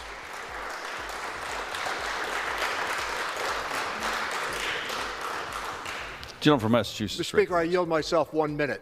Gentleman's recognized. I can't wait with the Republican Party to meet that waitress who's making $32,000 a year and tell her in this tax bill the Republican Party just gave her 68 cents more a day. Because that's the reality of what this tax bill is about. But we could also say in the next breath, if you made $1 million last year, you're going to get $96,000. This is a fact-free argument. They're making this argument out that the person at the bottom is going to do well in contrast to the person at the top. There's simply no factual basis to that. And by the way, DBO definitely thought so. They're borrowing $5 trillion to pay for a tax cut for the wealthiest amongst us. I yield back my time here. Will the gentleman reserve? I reserve. Apologize. Gentleman reserves. Gentleman from Missouri is recognized. Mr. Speaker, I represent one of the poorest congressional districts in this country, and I can tell you, shame on you. Legislation are for those working families, those small business owners, those farmers that are doing everything they can just to get by. It is not for the millionaires and the billionaires. How many waitresses who are tipped are billionaires? How many billionaires work hourly jobs and overtime? None. I reserve. Gentleman reserves. Gentleman from Massachusetts. I represent one of the poorest congressional districts in the country. Aren't I doing a good job as a congressman? For 30 seconds. Mr. Speaker, from the Gospel of Matthew, where I was hungry and you gave me food. Oh, shut the fuck up. I was a stranger and you took me in. I was naked and you clothed me. I was sick and you visited. I was in prison and you came unto me. Inasmuch as you've done it under the least of my brothers, you've done it under me. Mr. Speaker, the bill before us takes food and drink from the mouths of the poor. Brother, I have quoted verse after verse after verse at these people. One, you can't hypocrisy shame them. Two, they don't think the Bible means that. They'll tell you the verse you just said you took completely out of context. Thank you. Gentleman from Massachusetts. How much time is remaining, Mr. Speaker? 3.5 minutes. I yield 2 minutes to the distinguished minority whip, the gentlelady from Massachusetts, Ms. Clark. Gentlelady from Massachusetts recognized. Catherine Clark, awesome. Mr. Speaker, and I thank the ranking member for his leadership. As we are here in the early morning hours. Yes, I always love it. Like, I'll be like, Jesus said, give everything you own to the poor. Like, it's literally almost verbatim, give everything you own to the poor.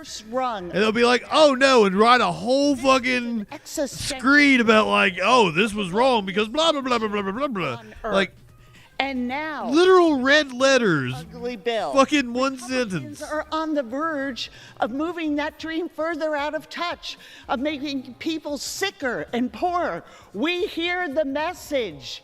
If you do not have great wealth, you do not matter. I need more coffee. I will return shortly. If you vote for this cruel monstrosity, you are condemning families to poverty. You are condemning seniors and veterans in this country to hunger.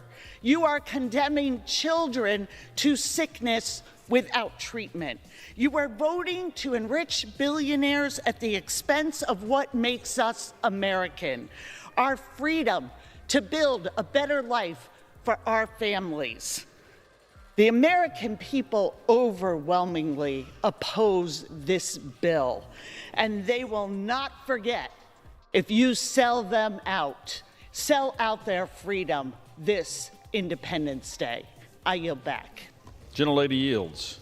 Gentleman from Missouri. Yeah. I reserve. Gentleman from Missouri reserves. Thank you, Mr. Speaker. I yield 1 minute to the distinguished Democratic leader, Mr. Jeffries. Leaders recognized.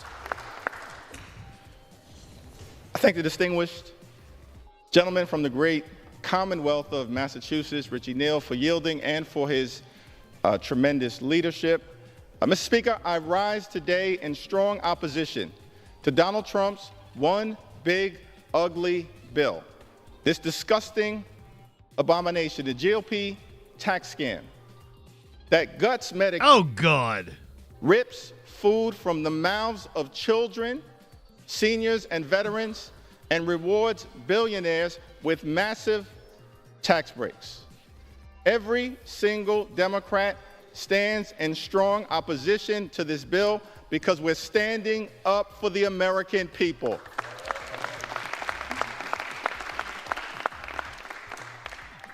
Mr. Speaker, I've heard a lot from my Republican colleagues who've expressed pride in this accomplishment. I ask the question, if Republicans were so proud of this one big ugly bill, why did debate begin at 3:28 a.m. in the morning? Republicans are once again, which has been because they held 2 votes open for about 14 hours total combined. Journey tried to jam this bill through the House of Representatives under cover of darkness. But I'm here today to make it clear that I'm going to take my time and ensure that the American people fully understand how damaging this bill will be to their quality of life. Now, Republicans and Donald Trump promised that costs would go down on day one. Costs haven't gone down under Donald Trump and House Republicans here in the United States of America. In fact, costs have gone up. We believe that America is too expensive, that the cost of living is too high. There has been some sort of crazy explosion in Missouri. But from the very beginning of this Congress, our Republican colleagues have shown no interest in addressing the high cost of living in the United States of America. Not a single executive order has been issued by this administration, Mr. Speaker, to address the high cost of living. Not a single bill has been passed, Mr. Speaker, to address the high cost of You can't living even find a news story on it. of America. And this bill, this one big ugly bill, this reckless Republican budget, this disgusting abomination, is not about improving the quality of life of the American people. It will hurt everyday Americans in several different ways. This bill represents the largest cut to health care in American history. It's an all-out assault on the health care of the American people, an assault on Medicaid, an assault on Medicare, an assault on the Children's Health Insurance Program, an assault on the Affordable Care Act, an assault on Planned Parenthood and the health care of women all across the United States of America, an unprecedented assault on the American people and their health care. Almost $1 trillion in cuts to Medicaid. This runs directly contrary to what President Trump indicated in January, which was that he was going to love and cherish Medicaid. Nothing about this bill loves and cherishes Medicaid. It guts Medicaid. It guts Medicaid in a way that's going to hurt children. The original bill, the original proposal was $700 million for Medicaid, or $700 billion. Ended up being a $1 trillion cut. Women hurt everyday Americans. Hospitals will close, including all throughout rural America. I feel like the budget for Medicaid's only like $1.4 trillion. Will shut down. By some estimates, 1 in 4 nursing homes will close as a result of this one big, ugly bill. And community-based health clinics, which are the lifelines in neighborhood after neighborhood all across this country, in urban America, in rural America, in suburban America, in small-town America, in the heartland of America. It was only $873 billion in 2023. And as a result of the lack of health care that will result directly from this one big ugly bill, people in America will die. Unnecessary deaths. That is outrageous. It's disgusting. That is not what we should be doing here in the United States House of Representatives. Not what we should be doing. In addition to the cuts to Medicaid, this bill will result in the largest cut to Medicare in American history. By some estimates, more than $500 billion in cuts to Medicare as a result. It's saying that's like 85% of the program. Ugly bill.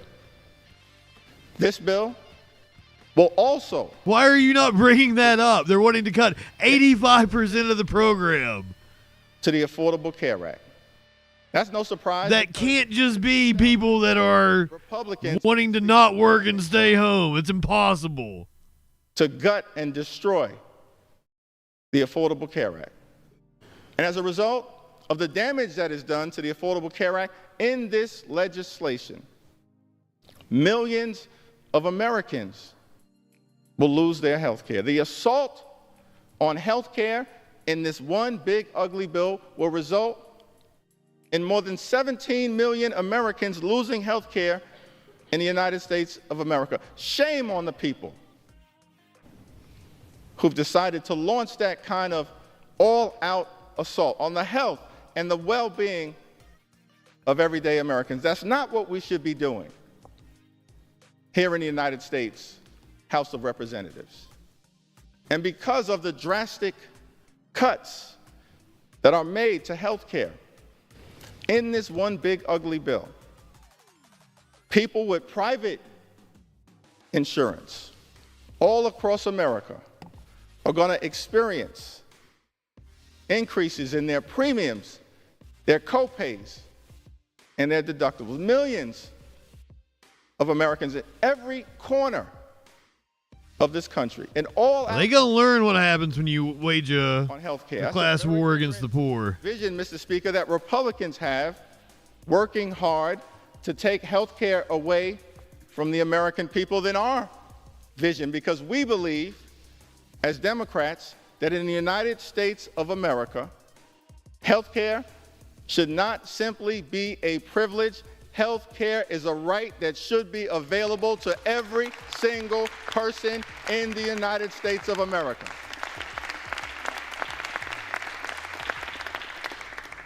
This bill is an all-out assault on the health care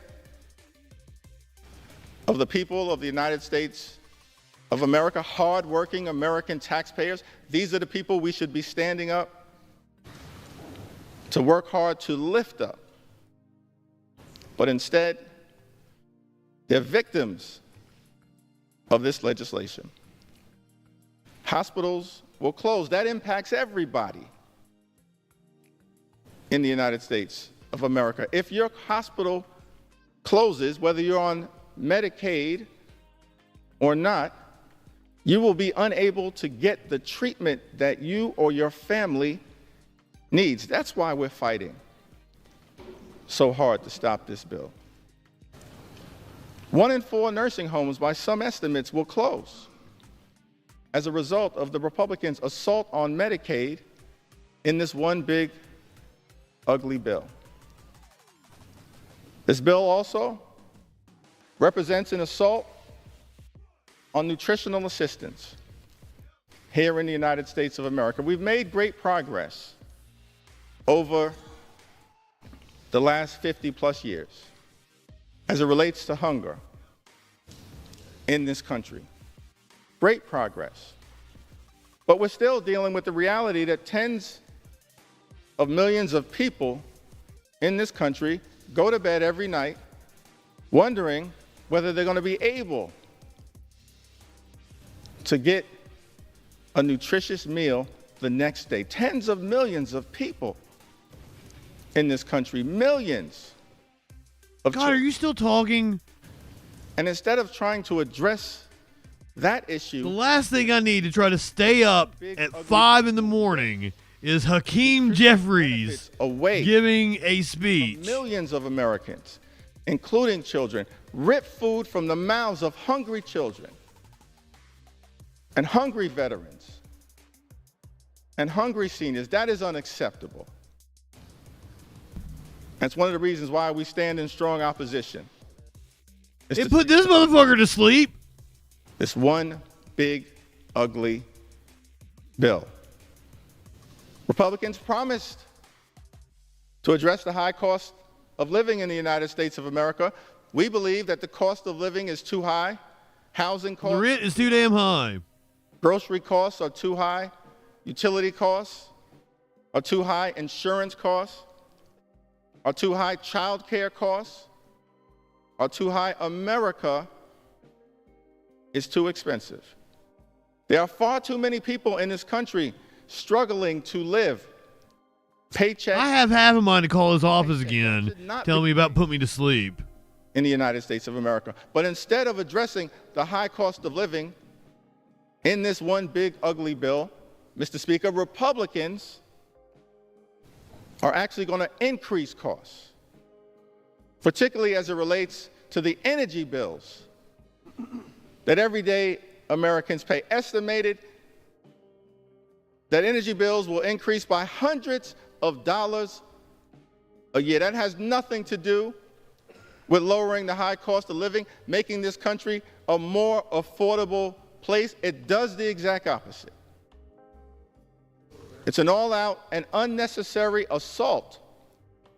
We've officially crossed the 9-hour mark. On the clean energy tax credits. The clean energy tax credits that many of my Republican colleagues promised in letter after letter after letter that you would stand behind. Well, I guess not for you YouTube people. And abandon. Fighting instead for special interests and opposing the ability for this country to stand up a cleaner energy economy, which means cheaper energy. And because of the attack on clean energy jobs, on the clean energy economy, on the economic development that had already been set in motion, often in districts represented by our Republican colleagues and in Republican How long has he been speaking? Is my coffee ready yet? By some estimates, millions of jobs are going Oh to my be God. lost. And so you're ripping health care away from millions of Americans, Mr. Speaker, ripping food away from children and veterans and seniors, raising the cost of utilities, of paying your energy bill by hundreds of dollars, stripping away millions of jobs all across America. And what is all of this being done for? To provide massive tax breaks. I hate him. I didn't used to hate him. To billionaires all across this country. We are better than that in the United States of America. No, we're not. Take an oath, convene here, come to the United States Capitol. Our job is to make life better for everyday Americans. But the genesis of this bill, the focus of this bill, the justification for all of the cuts that will hurt everyday Americans in this bill is to provide massive tax breaks for billionaires. It's extraordinary. Never in my time here in Congress have I experienced legislation that benefits so few people who fall into the category of the wealthy, the well-off, and the Bro, you were in Congress during the first Trump tax While at the cuts. same time, You were in Congress during COVID. everyday Americans that we should be fighting hard to help. Now, all of this apparently is being rushed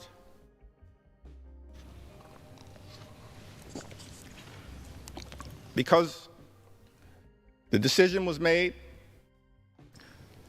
by President Trump that he would like to get a bill done by the 4th of July. Because I assume he wants to have a big signing ceremony tomorrow. What does the 4th of July have to do with this one big, ugly bill? Because he wants to have a big signing ceremony tomorrow. Celebrating American independence. The birth of this exceptional country, the journey that we've been on for 200 He's going to declare it like a new American Independence Day and blah, blah, blah, blah, blah. to do with this one big, ugly bill. I would suggest, Mr. Speaker, that if you actually look at the Declaration of Independence, what we find is that everything about this one big, ugly bill runs in direct contrast with what was set in motion by the framers and the founders of our great country. Of course, the Declaration, My dumbass left my coffee cup over here. authored by Thomas Jefferson, makes the famous statement that we hold these truths to be self-evident, that all men are created equal, that they are endowed by their Creator with certain unalienable rights. That among these are life, liberty, and the pursuit of happiness. Mr. Speaker, I want to lock in for just a moment on that aspirational objective, the pursuit of happiness. Because when it comes to everyday Americans, this one big, ugly bill will hurt the quality of life of hardworking American taxpayers, and it's all designed to put a happy smile on the face of billionaires. That is inconsistent with the Declaration of Independence and what we should be celebrating on July 4th. Wait, hold on, sir. Did you not know that this country was founded by rich landowning, slave-owning white men? Think what Thomas Jefferson and the framers of this country, they set us for the benefit of racist, slave-owning, white-ass, landowning men. Journey, a march toward a more perfect union, in part anchored in the pursuit of happiness, which decade after decade, century after century, leaders who sat at 1600 Pennsylvania Avenue, leaders in this Congress on both sides of the aisle tried to bring about for the greatest number of Americans. But that's not what this one big ugly bill is all about. America is too expensive. There are far too many people who are living tea was a luxury to paycheck here in this great country. That should not be the case. People who are struggling because he has no personality. I hate this man. Once again, I just thought he was feckless and ineffectual, but like fucking, like I have grown to hate him over the last. Where everyone has it been about 2 years since he took over leadership? To live the good life, work hard, play by the rules, and live the good life. We haven't reached that place in the United States of America. Maybe 3. Has it been that long? Imagine a country where everyone can work hard, play by the rules, and live the good life. Good paying job, good housing, good health care, good education for your children, and a good retirement. Which means keep your hands off Social Security and Medicare now and forever. And I'm sorry, there's not been like a single Democrat that has said anything that's probably going to get played on any news station. Forever. The right's probably going to play the hell out of the Steve Scalise speech. Where every single American can afford to live the good life. Good paying job, good housing, good health care, good education. He had 15 minutes, right? This is bound to be over. Retirement. And we know that in the United States of America, to unlock that quintessential. He was speaking when I started boiling the water to make my coffee. You have to work hard and play by the rules. But the challenge that so many Americans have right now in this country is that they're doing those two things. They're working hard and they're playing by the rules. I tell everyone, don't work too hard. American dream. They're unable to get to that third leg. Stick it to the man. They're unable to live the good life. And that's what we should be focusing on here in the United States Congress. Not gutting Medicaid, not ripping food out of the mouths of hungry children, not rewarding billionaires with massive tax breaks. How can you prepare to celebrate legislation that will undermine the quality of life? It has only been daytime in Gaza for what, 3 hours, 4 hours? Israel's already massacred almost 100 people. 33 of them were in line to seek aid. Hype. It will happen. Everyday Americans will be hurt by the one big ugly bill. We're here on the floor of the House of Representatives debating legislation in the middle of the night with millions of Americans having gone to sleep anxious about what would happen. Here on the floor of the House of Representatives, understandably concerned that their voices have not been heard in this debate, that their pleas for compassion have been overlooked. Many of my colleagues, Mr. Speaker, on the other side of the aisle have chosen not to hold town hall meetings, not to hear from the voices of the people that you're privileged to represent. But we've embraced the American people. We haven't run from the American people. House Democrats will continue to run toward the American people and lift their voices up. Lift their voices up. You know how you lift the American people's voice up? Fucking step down and let somebody else be a leader. I'm going to take a little time. Oh my God. To share some of the stories of the American people. Voices that might otherwise be excluded from this debate. But we're not going to let those voices be excluded. We will ensure that these voices are heard. We will continue to do everything we can to bring those voices to life, here on the House floor and beyond, to stand up for the best interests of everyday Americans. And we've heard from many of them throughout this process. I'll share just a handful. With Medicaid expansion, I now qualify for Medicaid. Without insurance, my monthly bill for my 3 injectable drugs would be $3,000. $36,000 a year. And that doesn't include any of my other meds or my medical appointments. Who has that kind of money?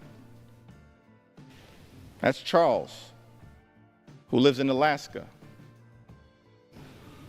district represented by Congressman Nick Begich.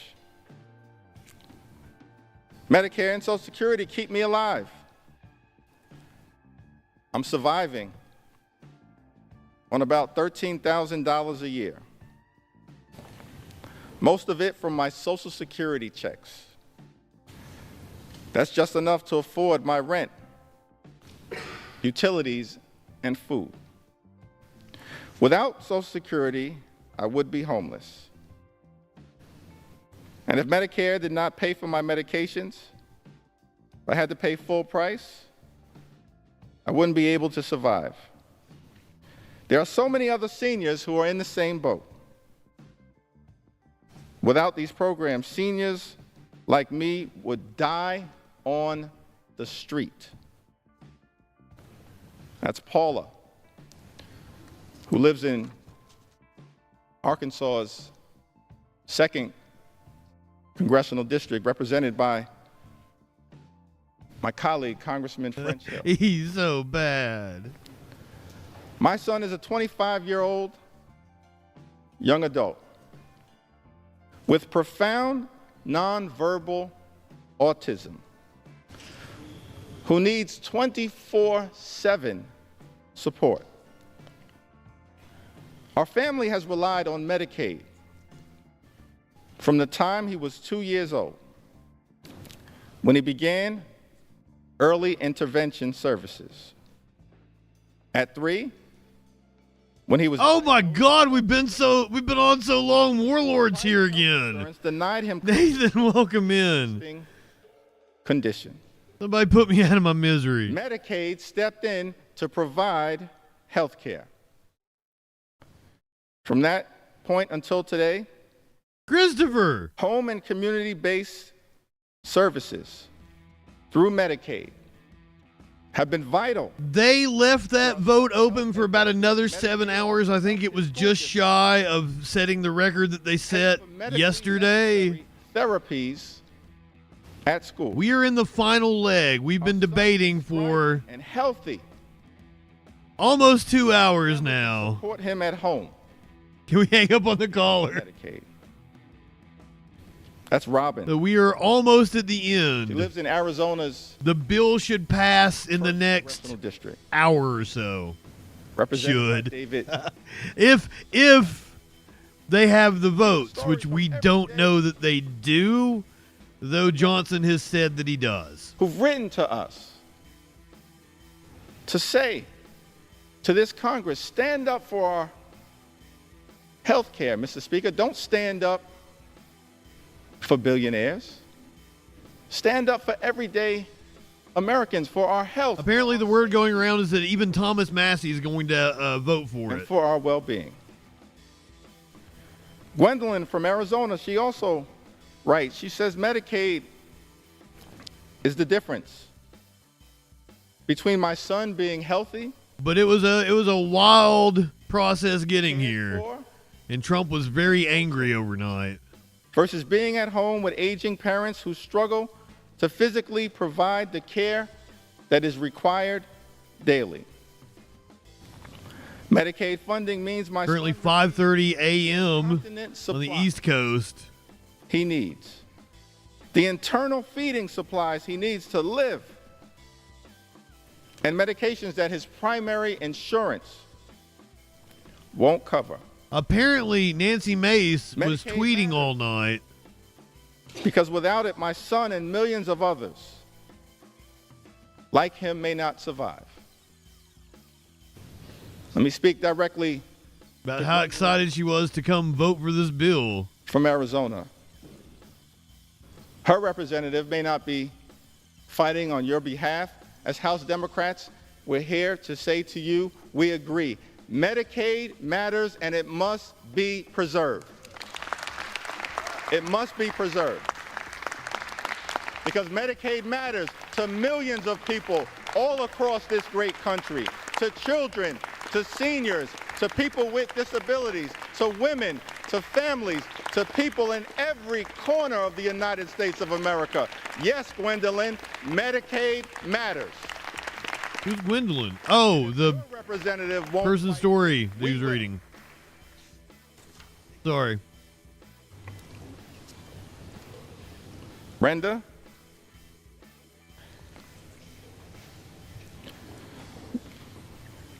Says to us, my youngest child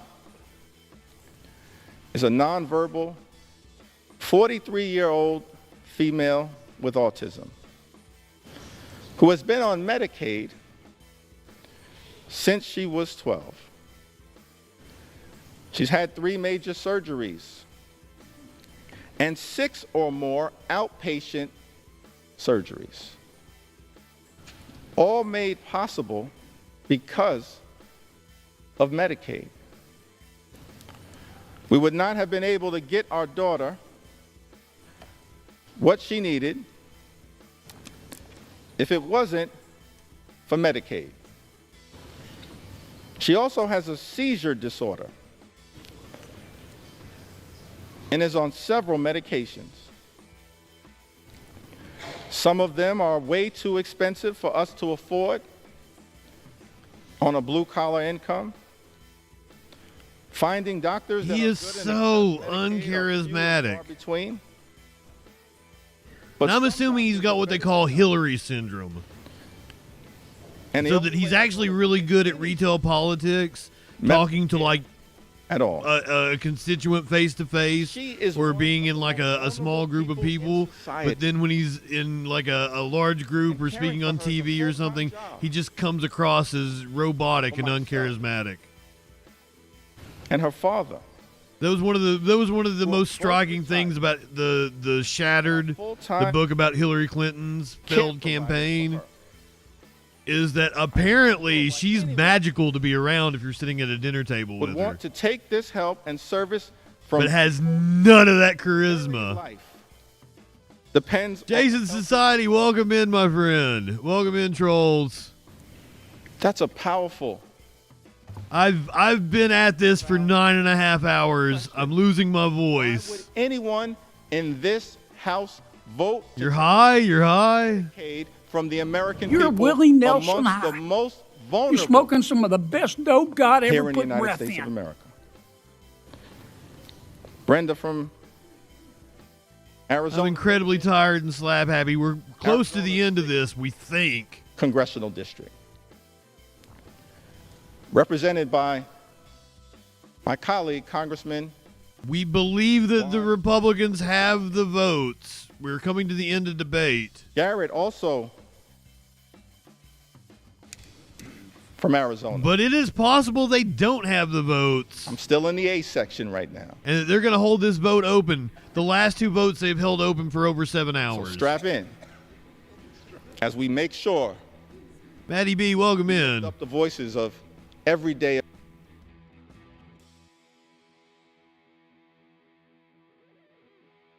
Did we lose it? Well. Going back to us. I'm still in the A section right now. Oh, my God. So strap in as we make sure we lift up the voices of everyday. Fuck. The shit that went on overnight was just insanity. Let's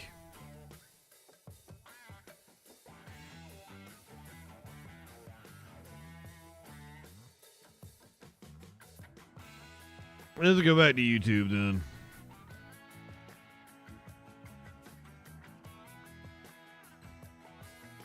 Without them, I wouldn't be able to keep up with doctor's appointments. One Republican representative voted yes, left and said if they need me again, I'll be here at 8 in the morning. It ghosted Mike Johnson. He's trying to get a hold of him. Commonwealth of Virginia. Read a passage of Scripture. One of my favorite passages of Scripture, Matthew 25 and 35 through 40. Shut up. Later on this morning. Guys, Hakeem Jeffrey's been speaking for like 40 minutes now. I'll have an opportunity 45. To go a little deeper into the meaning of Matthew. Oh my God. 35. What I can say is that all of us should be trying to lift up the least, the lost, the left behind, the poor, the sick, and the afflicted. Garrett tells us I was Shut up, Lester. Palsy at birth. And the first thing that jumped out to me when I read this was that we're all God's children, and we should be looking after all God's children to the best of our ability, not running away from them and undermining their quality of life. So, Garrett, we're going to continue to stand up and work hard on your behalf. He's just reading letters that were sent to him now. Nancy from California. Nancy from California? Nancy from California.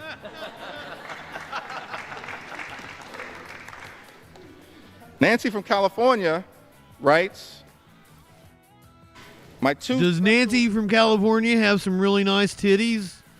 Former foster children depend on Medicaid for a dizzying array of health services, ranging from over 20 pediatric medical specialists. Does Nancy from California have an amazing set of jugs? Care to behavioral. Is that who we're talking about? Therapies. They both have rare, incurable, disabling diseases that require IEPs.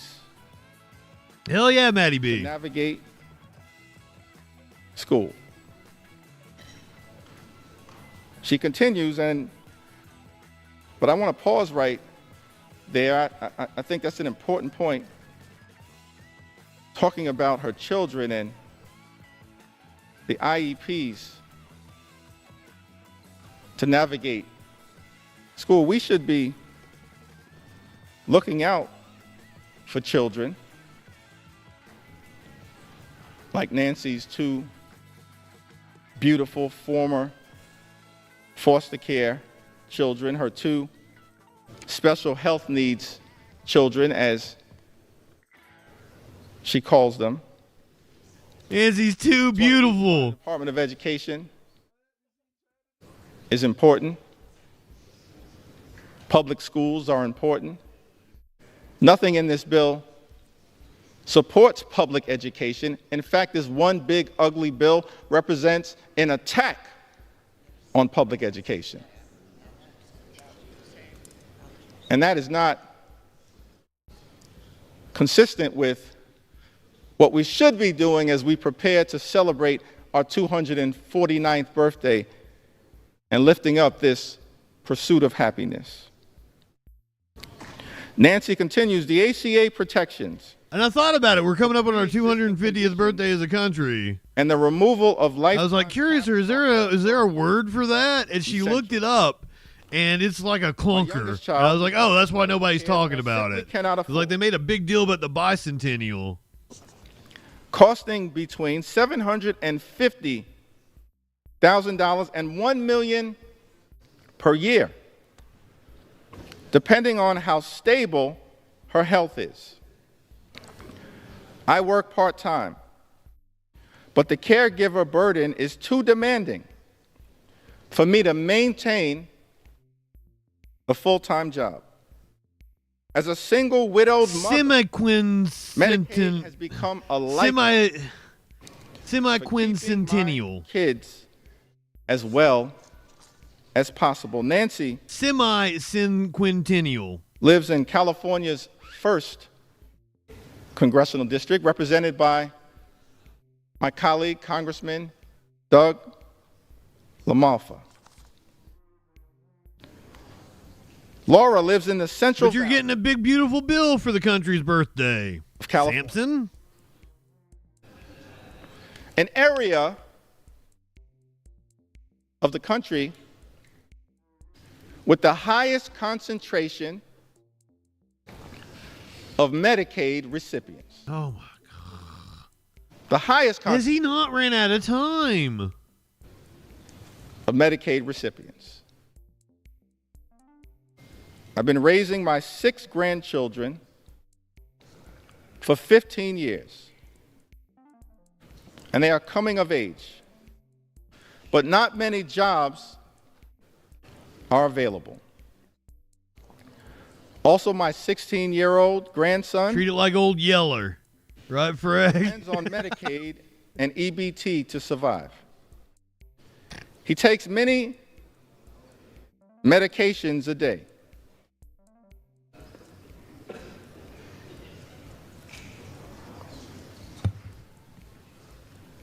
If you're not going to respect my ability to speak, respect the story that I'm telling on behalf of Laura. Brother, you really don't have much of a speaking ability. Because her story matters. Her story matters. And the American people matter. We need order. He takes many medications a day.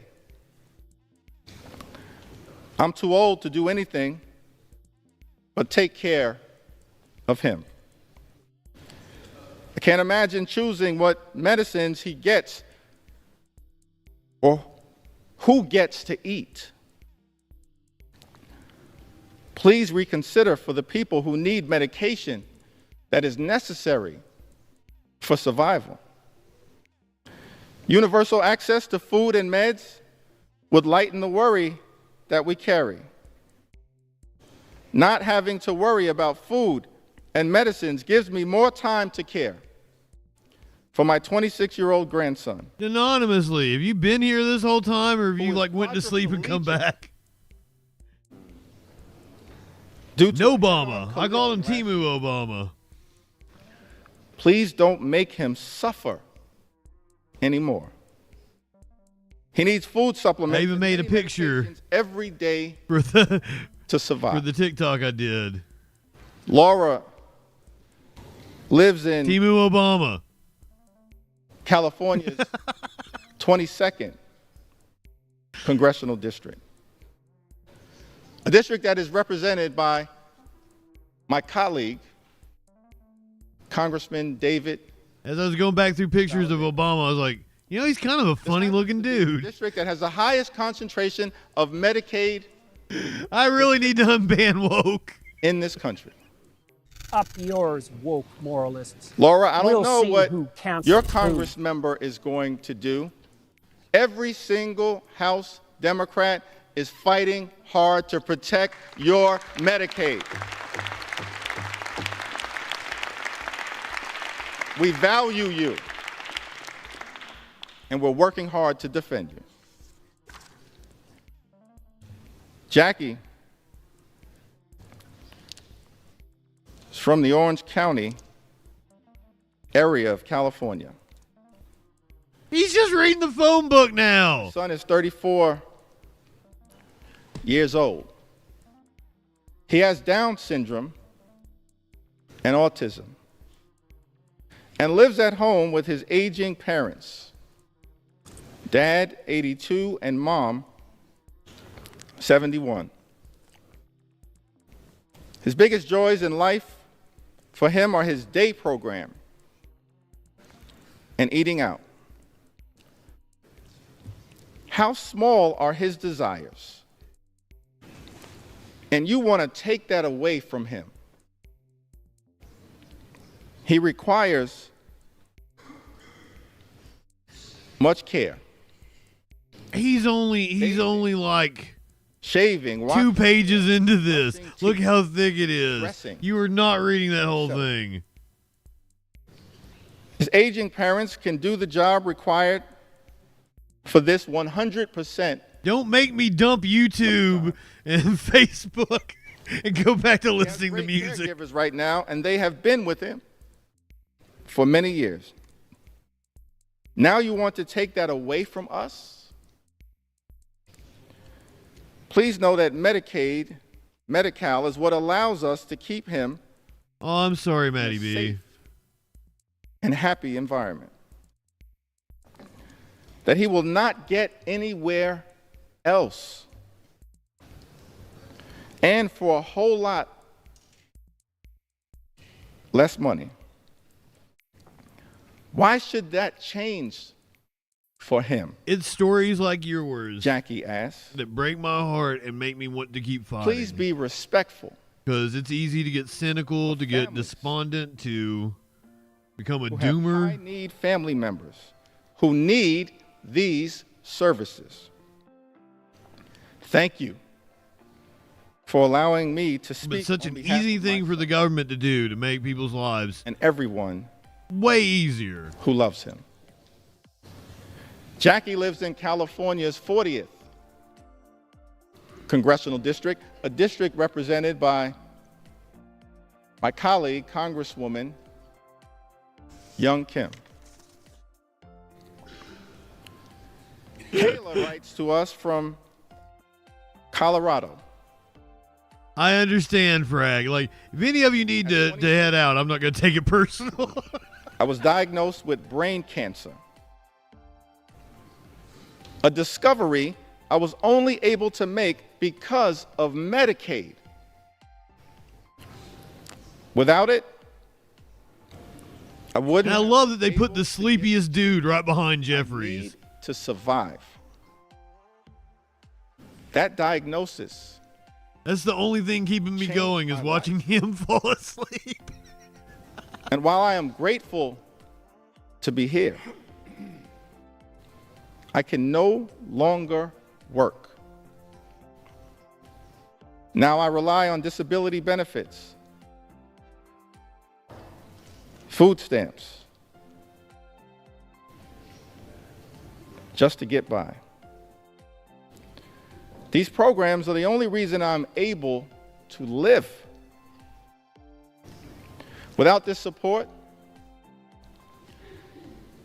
I don't know how I would manage.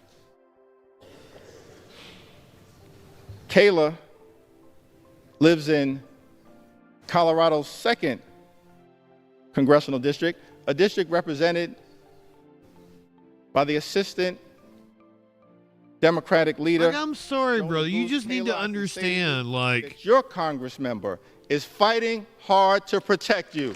If you were a good leader, you wouldn't be speaking right now. You'd have Democratic Jasmine Crockett up there.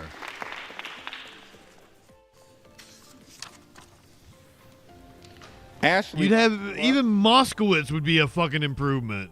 From Colorado. Because he's actually entertaining. Says my life was saved.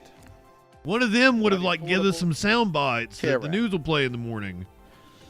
Because of this act, I was able to stay on my parents' health insurance when I couldn't get any coverage.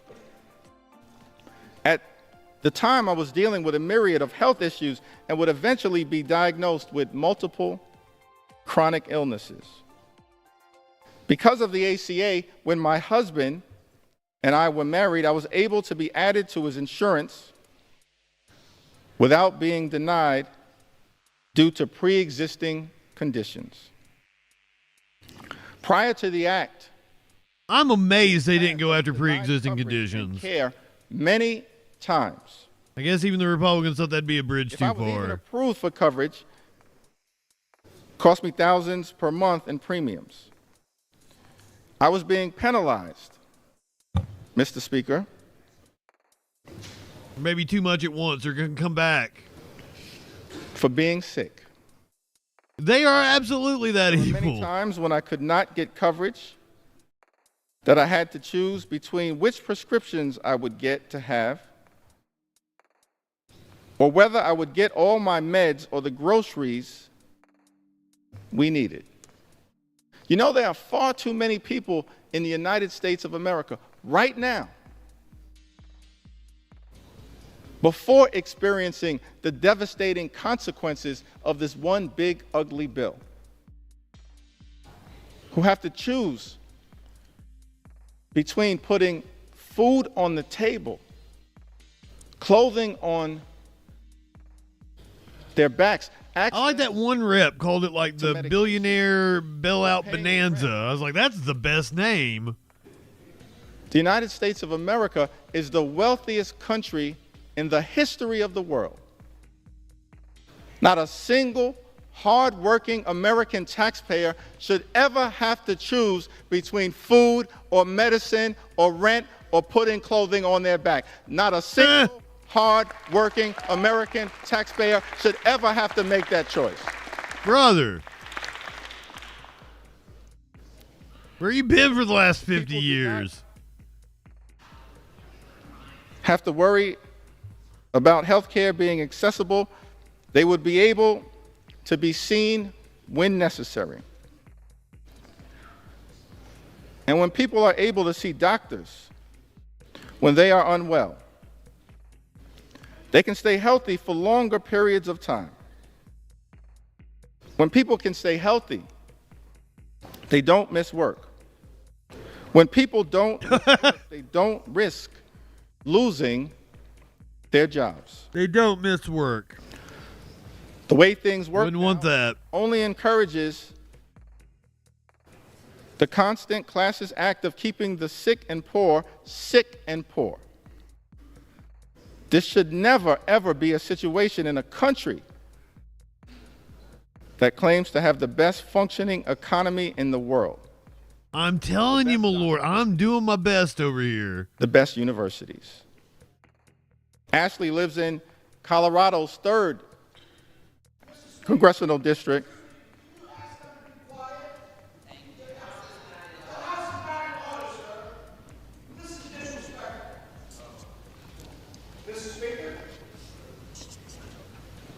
The gentleman is not recognized. The House will be in order. What just happened? New York's recognized. Lives in Colorado's 3rd congressional district. Something interesting finally happened. By my colleague, We just ignored it. Jeff Hurd. And also writes from Colorado. Through the Medicaid waiver,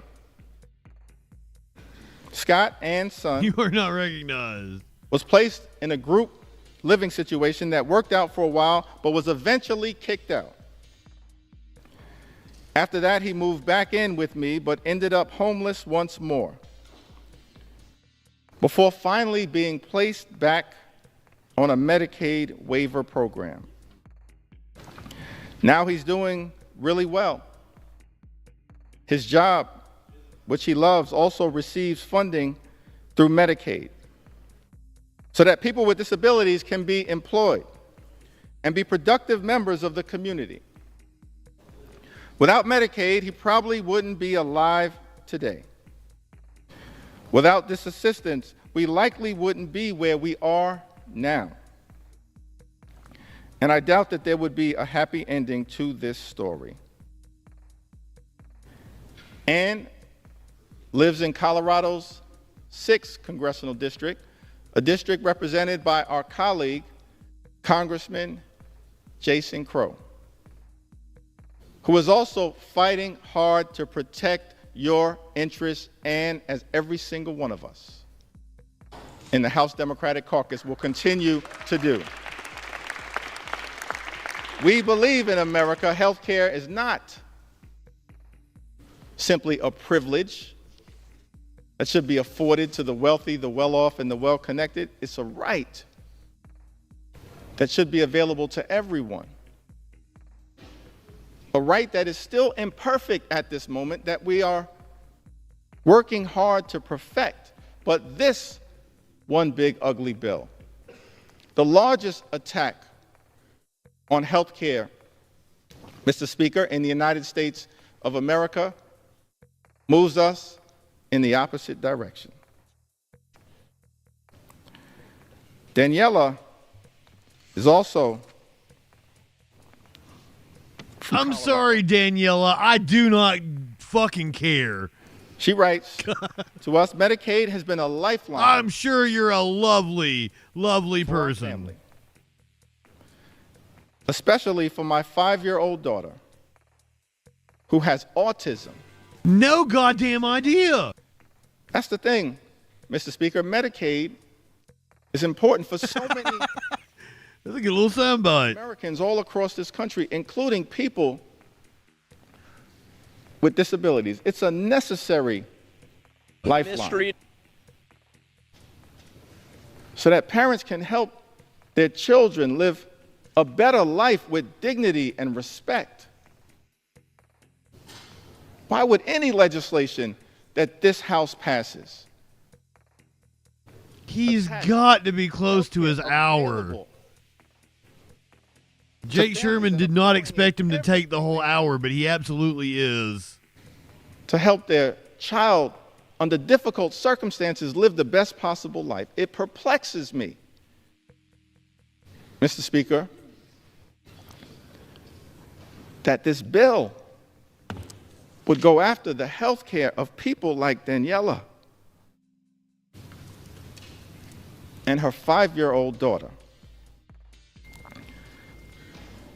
Daniela says that as parents, we've faced many struggles. No Riz. Seriously, it is detrimental to their cause to have him speaking for an hour. And still being there for our 3 other children. There are many fabulous public speakers on the Democratic side. I mean, I just Finding threw the out right support Moskowitz for her and hasn't always- Jasmine Crockett, but there are many more. But Medicaid They could have got you sound bites on the news this morning. services that have made a world of difference in her life. These therapies have helped make progress. Stansberry from what, Maryland? And connect. AOC is not the best. Means everything. But it's way better than Jeffries. To us. It's allowed her to be a part of the world. Rashida Tlaib. To feel included. And to overcome obstacles that seemed insurmountable. Hell, Nancy's speech was better. At times. Medicaid has helped us give her the opportunities she deserves. And millions of other children in the United States. Mr. Trail, welcome in. Fucking Schumer would be worse. Colorado's 8th congressional district. Yeah, Nancy's speech was better, and we got to see her titties. Currently So represented by Congressman. Win-win-win. Currently represented.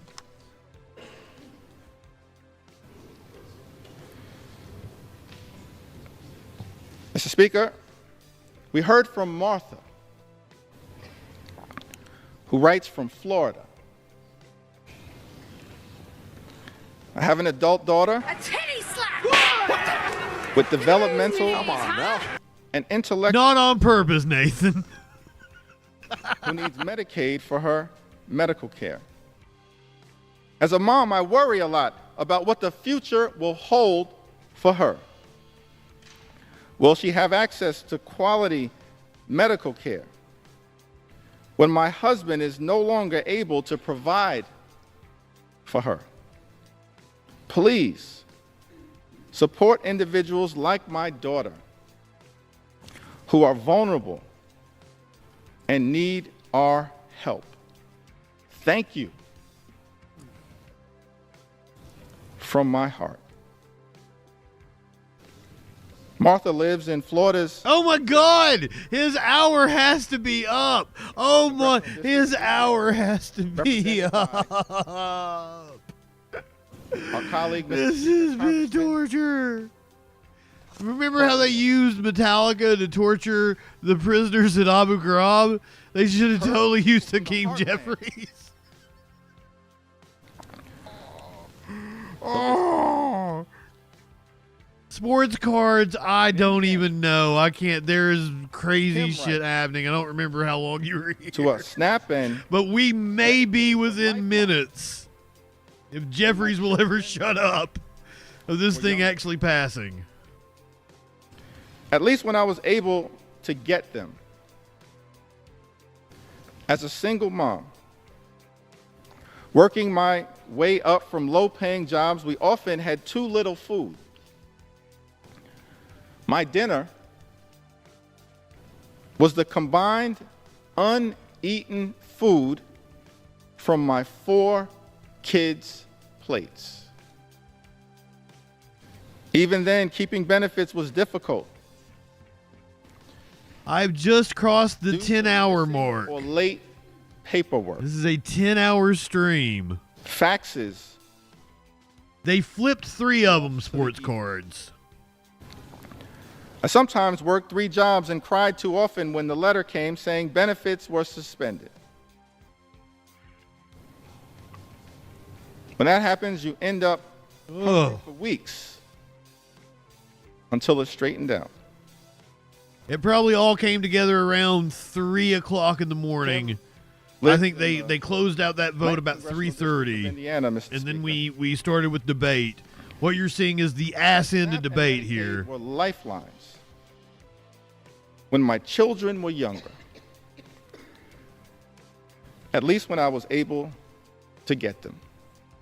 Now, you guys are the MVP for sticking with me here tonight. One of the arguments that I've consistently heard made, Mr. Speaker, by our Republican colleagues on the other side of the aisle is that they weren't going after Medicaid recipients that no benefits. Yes, Mike Johnson put us all out of our misery. As a result of these so-called work requirements,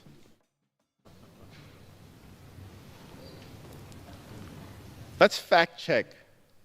Oh my God! That statement. Every independent entity that has looked at this question, including the Congressional Budget Office, has made clear, as a result of the one big ugly bill, millions of Americans will lose their Medicaid benefits. These so-called work requirements are just a smokescreen, because more than 90% of the people who receive Medicaid benefits who can work, do work right now in the United States of America. Right now, more than 90%. What these impositions are really paperwork requirements that are designed to make it harder for everyday Americans like Kim to access their benefits.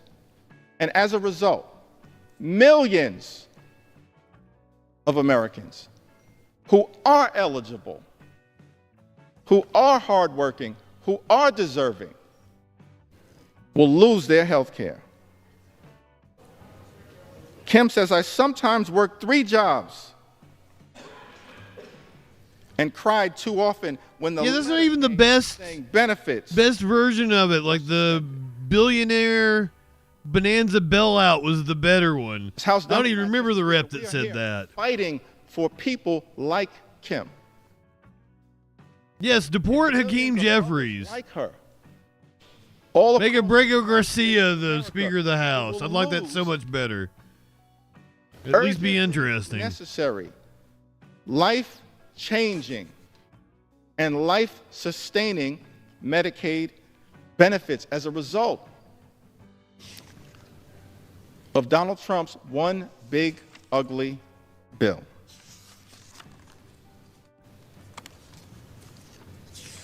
We hear from Maria. Thread, I love the fact that you sent me $1 to flip me off. In the great heartland. Amazing. Of this country.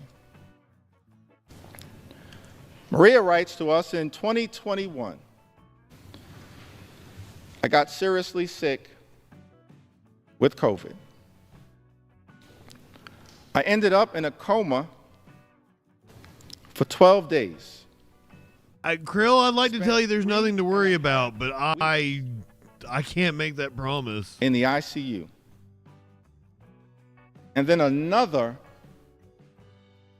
3 weeks on the recovery. Oh, shit, Thread. I thought you'd passed out. If it wasn't for Medicaid, I wouldn't have received any of the care I needed. That news be doing shit, Globus. I honestly Good morning. don't know where I'd be today. We're moments away from the passage of the big, beautiful bill. Oh, he's still talking. It is over an hour. I know it's been over an hour. His time is up. If I lost Medicaid, it would completely change my life. I wouldn't be able to afford my insulin, diabetes medications, blood pressure medications, or see my endocrinologist. All of which it has been a hell of a journey getting to this point. I also need to see my pulmonary specialist regularly. Without Medicaid, my health would deteriorate rapidly. That's a statement that applies to millions of Americans all across this great country. I'm pretty sure he started speaking, it was like 3:50. Who are at risk of losing their health care because this one big, ugly Republican... hold on, I'm going to go back on my stream and see how long this fucker's been talking. Mr. Speaker, without Medicaid, my health would deteriorate. Taking the time to share these stories because this is a question for so many Americans of life and death. It's extraordinary that on the House floor, he has been speaking for an hour and 7 minutes. In the middle of the night, get him out of here. People are forced to confront a bill that targets their health care and will result in their well-being deteriorating. More than 17 million Americans at risk of losing health care coverage, and then tens of millions more experiencing increased premiums, co-pays, and deductibles as a result of the attack on health care in this bill. Many of them will also lose coverage, lose their health care. These are Americans on private insurance, employer-provided insurance, but because of the health care attacks in this bill, their premiums, their co-pays, their deductibles will go up. Some will not be able to afford it, and they will lose their health care. That's what this bill represents. It's why I'm taking the time to share these stories and experiences and concerns and fears and anxieties of the American people. I wish, Mr. Speaker, that we had a lot more time to debate this bill. This is the type of bill that under normal circumstances, we'd have hours and hours of debate, where hundreds of members could participate on both sides of the aisle and share their thoughts, their perspectives, their ideas, their passionate support or passionate opposition. But this bill, which by some estimates is larger. He wasn't supposed to speak however long he wants. He was supposed to speak an hour. And the American Rescue Plan. Cut this man off. And the Infrastructure Investment and Jobs Act. And the CHIPS and Science Act combined in terms of its possible impact. I mean, the debate should have gone on long before we got to this point. I'm all about debating bills. The debt by more than $3 trillion, saddling our children and grandchildren with that level of extraordinary debt by people who claim to be fiscally responsible. The implications of this bill are enormous. And yet, each side of the Ways and Means Committee was given 15 minutes to discuss the implications of this bill. Each side of the Budget Committee was given 15 minutes to discuss the implications of this bill that will have devastating consequences for everyday Americans, while rewarding billionaires with massive tax breaks. It had been my hope, Mr. Speaker, that we'd be able to have a robust debate. Yes, play this man off. No sports cars. We need the old school vaudeville thing. We need the hook. In connection with the long arm, like they use on Looney Tunes. That hundreds of members on both sides of the aisle could participate in. Instead, we have a limited debate where the relevant committees of jurisdiction have been given 15 minutes each. Well, why didn't you give your fucking time to the budget committee? He was way more charismatic than you are. The safety and the well-being of the American people. And because that debate was so limited, I feel the obligation, Mr. Speaker, to stand on this House floor and take my sweet time to tell the stories of the American people. And that's exactly what I intend to do. Take my sweet time on behalf of the American people, on behalf of their health care, on behalf of their Medicaid, on behalf of their nutritional assistance, on behalf of veterans, on behalf of farmers, on behalf of children, on behalf of seniors, on behalf of people with disabilities, on behalf of small businesses, on behalf of every single American. I'm on this House floor after 6 a.m. and I'm planning to take my sweet time. Oh my God.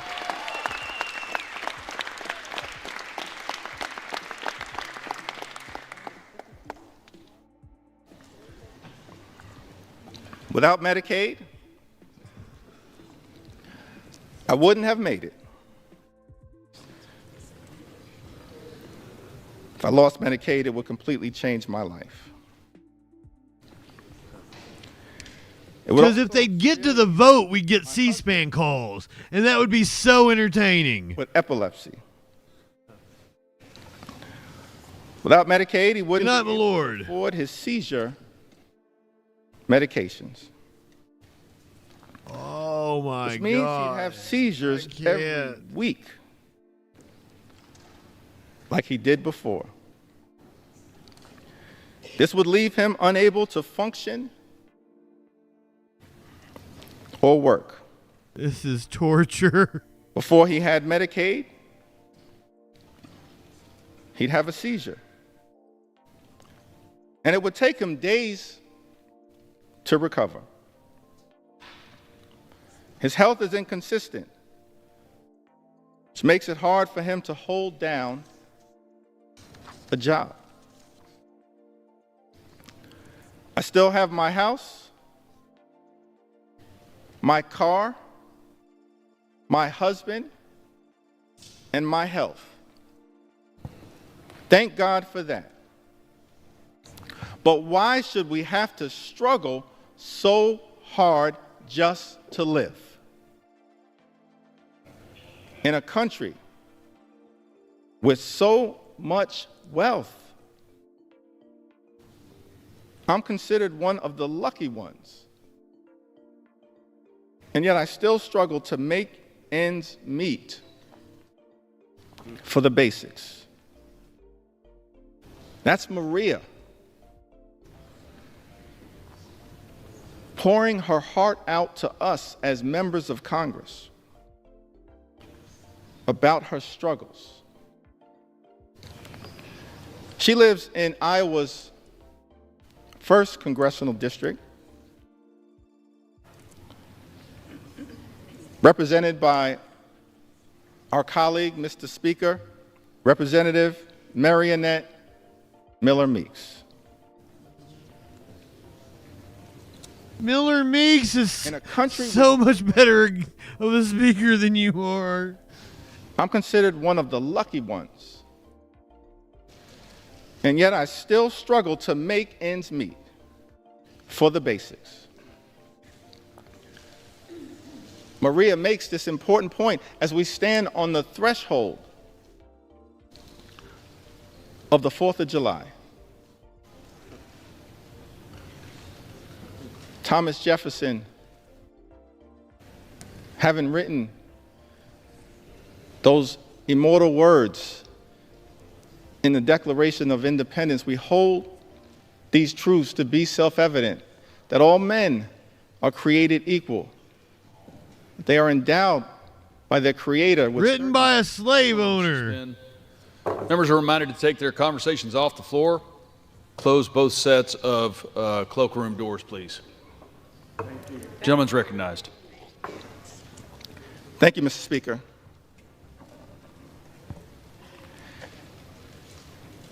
If I'm not going to get any love for the other side of the aisle, I would expect that at least Thomas Jefferson would. Why? They hated him. In the Declaration of Independence, that among these are life, liberty, and the pursuit of happiness. What is the pursuit of happiness in the United States of America? I used to have my political science professor used to say, you don't live in Jefferson's America. You live in Adams' America. 25. Imagine a country where every single Thomas Jefferson was in France getting boy pussy, to live getting drunk. The good life. Work hard, play by the rules, live the good life. That's the American dream. But our concern as Democrats is that in the wealthiest country in the history of the world, there are far too many people like Maria from Iowa who are unable to achieve that American dream, unable, despite working hard and playing by the rules, to live the good life, good paying job, good housing, good health care,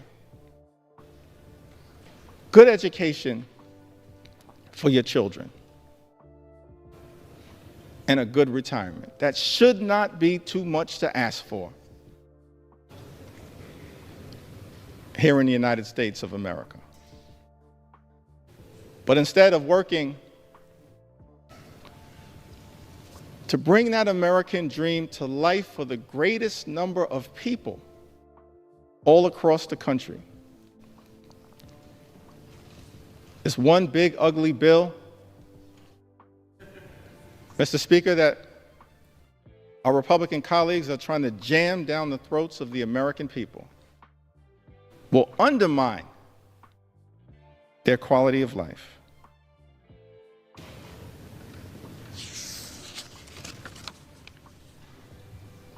We'll also hear from Patrick. Lives in the heartland of this country. One of the good people of Iowa, who says, I'm a registered nurse in the ICU at the VA hospital in Iowa City. I've worked as a nurse for 30 years, and I'm a native Iowan. I have 2 disabled children who are on Medicaid. My son had a severe brain injury as a child. I hate this so much, but what, like... Extensive physical therapy, occupational therapy. My numbers are high right now. And speech therapy. I was watching TV or listening to music, I'd have like half of you guys. Provided by Medicaid. Before we had Medicaid, We were bankrupt. I wonder what Jeffrey's stance on Medicare for all might be. I mean, I assume he'd be liberal and like, we need to expand Obamacare and blah, blah, blah, blah. If Medicaid. But it's possible he's young enough that he might be willing to sign on to it. These are complicated systems for people with very complicated needs. These quote-unquote common sense solutions they're coming up with are not based in reality.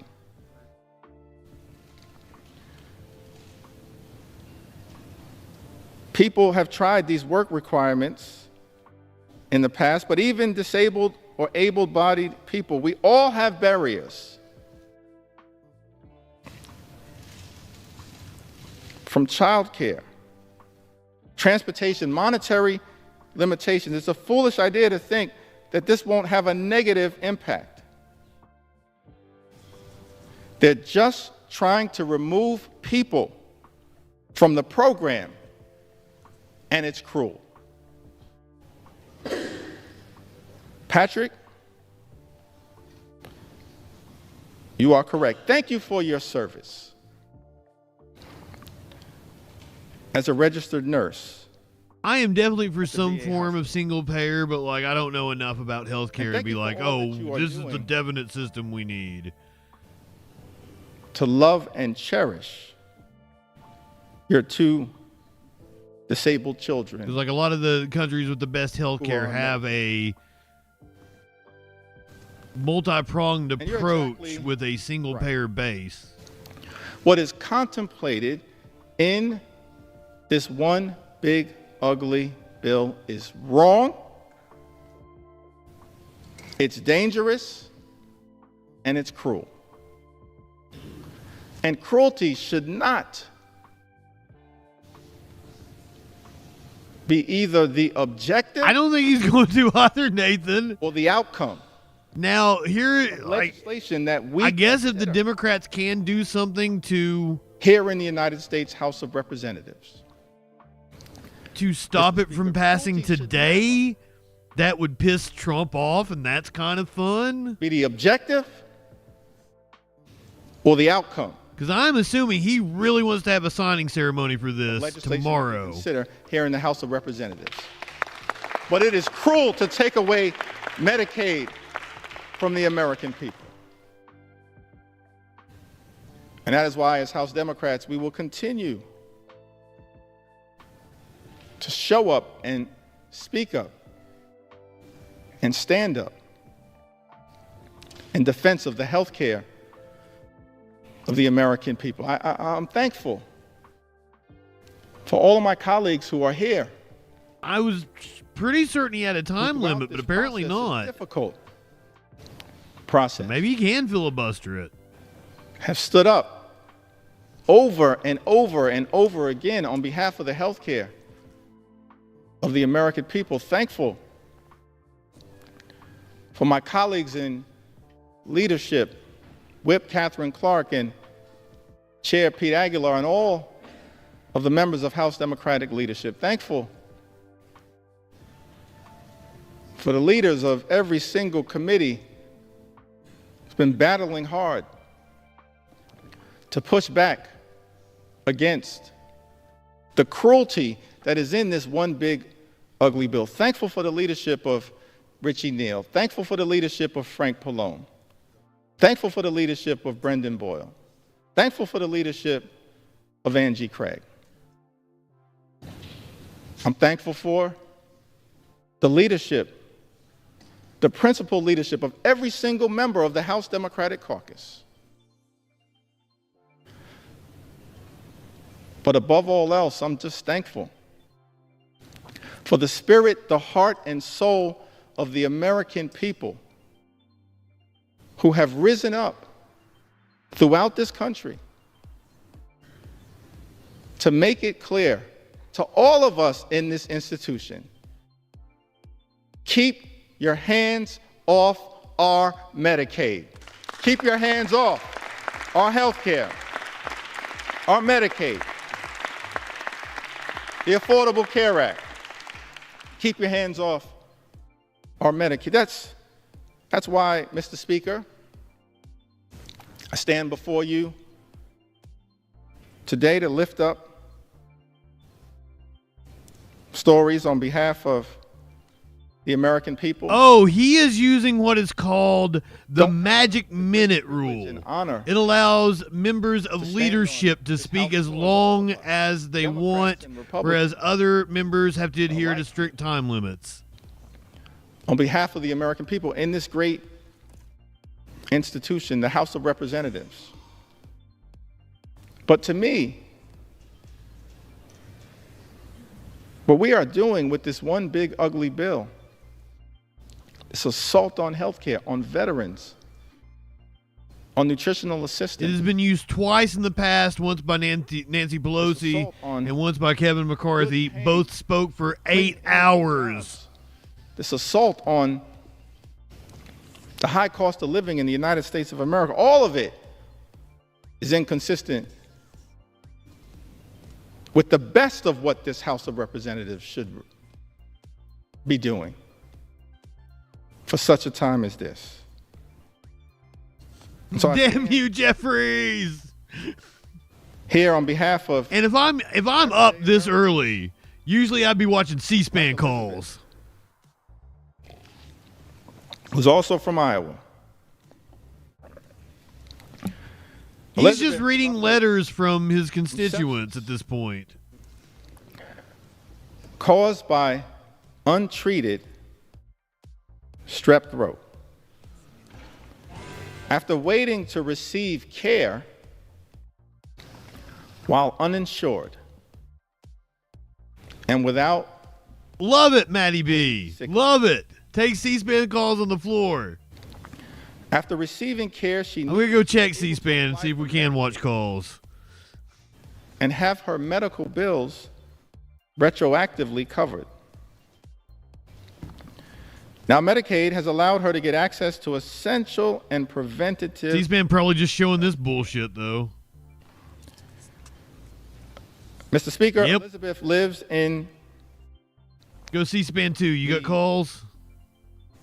Congressional district, represented by... No.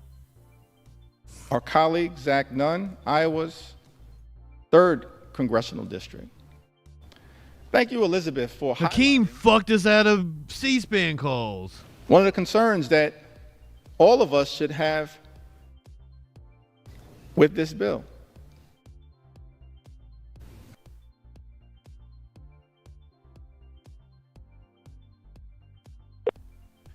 Thank you for contacting the office of Congressman Hakeem Jeffries, the House Democratic leader. Our office hours are 9 a.m. to 5 p.m., Monday through Friday.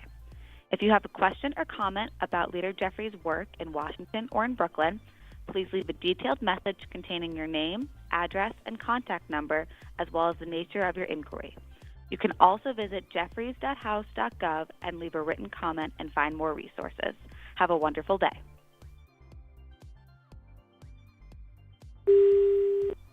Hey, Congressman Jeffries. This is Justin Freakin. I'm the host of the Troll Patrol Live. I've been on since 8 p.m. last night. You started speaking about an hour and a half ago. This is 6:30 at this point in time. So at 5 o'clock in the morning, I had to listen to you talk and drone on. And you are the most boring, uncharismatic member of Congress. And that's saying something. I understand you're using the magic minute and all that bullshit in order to be able to talk for as long as you can. I guess I appreciate you trying to delay the bill, but like, dude, seriously, step down from leadership. You're bad at this.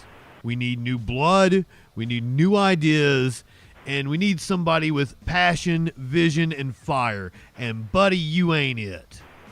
So, with all due respect, Congressman Jeffries, I hope you have a great day. I'm going to get off here and go back to watching this boring ass speech with my chat.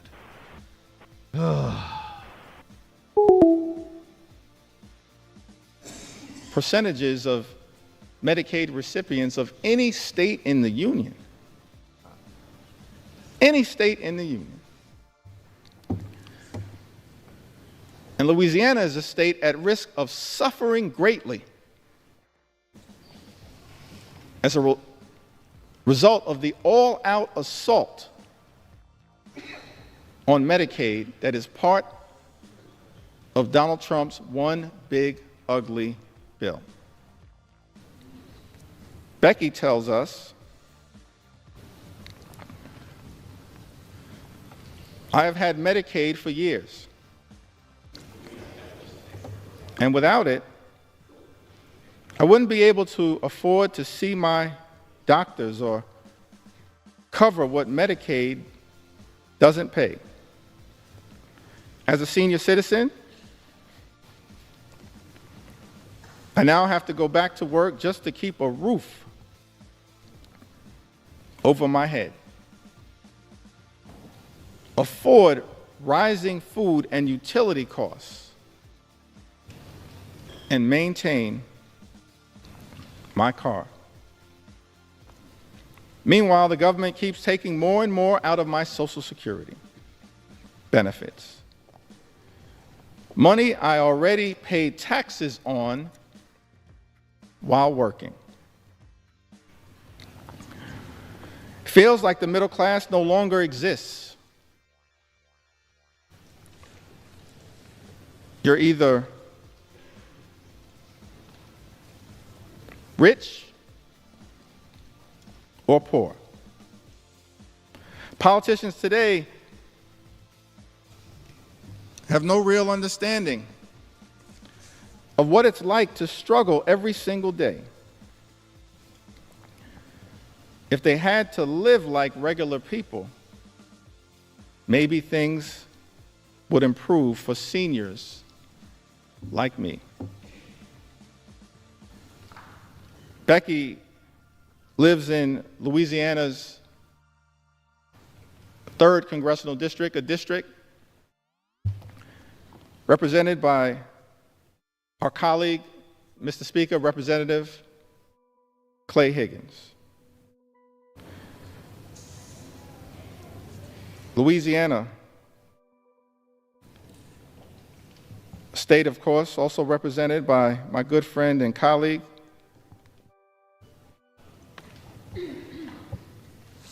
Congressman Troy Carter, who I see is here with us in the chamber also, Cleo Fields, another good friend and he's just giving shout outs to his friends that are there. Louisiana, a state that stands to suffer mightily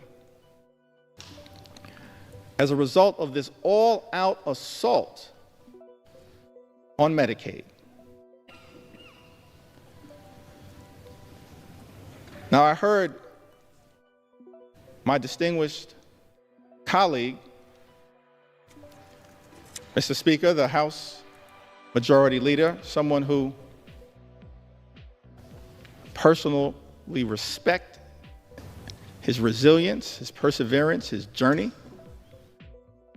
I think he comes by his views in good faith. It's his perspective. It's the speaker's perspective.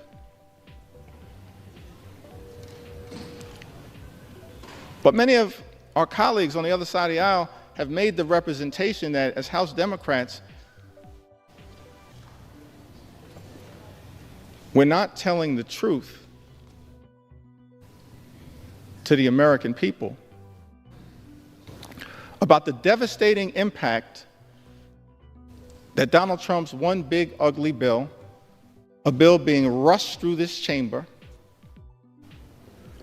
will have on the health and the well-being of people in oh my God, I should. That'd be fun. Oh, they replaced what old dude? Accused us of fear-mongering. They must have seen him falling asleep and like, hey dude, can you get out of the shot? Not a good look for us. They put somebody younger there behind him. Mr. Speaker, that the Louisiana State Legislature recently voted. The Louisiana State Legislature that has a Republican supermajority. The Louisiana State Legislature recently voted.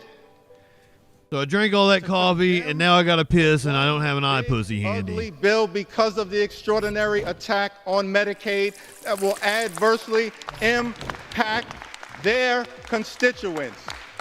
We're telling the truth.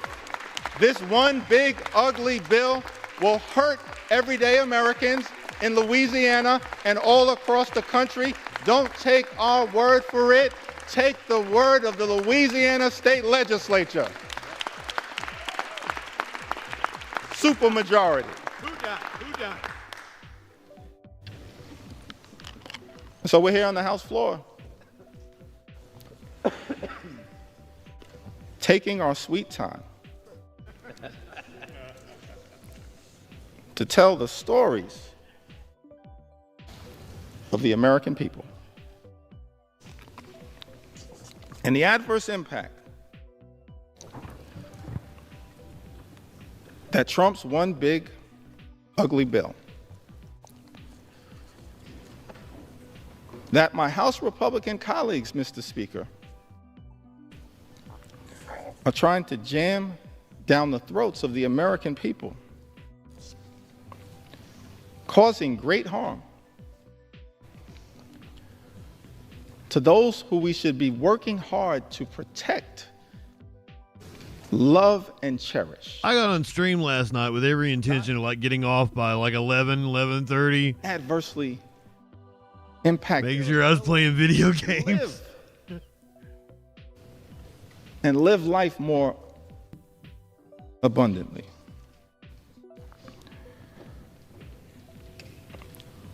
Tamara, who lives in Louisiana's 4th Congressional District, represented by the Speaker of this great House. I have depression and PTSD. I'm unable to work and rely on Medicaid to get my monthly medications to keep me essentially alive. Tamara, we're going to continue to fight hard on your behalf. We heard from Emily, who lives in the Commonwealth of Massachusetts. When I clock out, I'm 100% laying the fuck down. I'm going to turn on my PS5, but only because I'm probably going to listen to a podcast on it while I go to sleep. Working a retail job for minimum wage. I was unable to afford much, but the state thankfully approved me for SNAP assistance and Medicaid. I used to use my Google Home because I could set a sleep timer. I'm not sure where but now I can't, so I use the PlayStation because it auto turns off. There shouldn't be shame or stigma surrounding these programs. But let me tell you, you have never experienced horror until you have been asleep underneath you, and your own voice comes on over the speakers. When these programs, because I've got like I have no idea, like I have no way of deciding what it plays afterwards. There's a cue, but apparently me picking something doesn't make it play it. So it'll just randomly throw on the Troll Patrol. A district. Wake up to my own voice, and it's fucking, it's an out-of-body experience. Catherine Clark. Holiday, good morning. Are you saying Jesus fucking Christ? Emily. Because I'm still on. Principally fighting hard on your behalf. Because this is still going on. Because fucking Hakeem Jeffries is still fucking talking. In the 2nd Congressional District of Maine, a district represented by Congressman Jared Golden. Thankful for Congressman Golden's service. He served this nation with distinction over. Sometimes I'll have and it's come like thoughts going through my head. Like if I'm like to serve this nation. If I have a project I'm really thinking on, I can't listen to a podcast. Casey writes, as a single mom, something creative going on. Children, but other than that, I prefer to lay down and have like a podcast going. In rural, specifically Jim Cornette. I do not listen to politics. Casey and her I listen to children rely wrestling. on Medicaid and SNAP to live their lives. The resources and stability provided by Medicaid and SNAP allowed Casey to leave her emotionally abusive husband. I like that Thread was watching the YouTube VOD and heard me say I wasn't going to stay up until 2 or 3. ADHD and his like right as he was finding out, I was up at 3, still covering this shit. Relies heavily on individualized support through Medicaid. If Medicaid goes away, Casey doesn't know. Scotty doesn't know. Will stay afloat.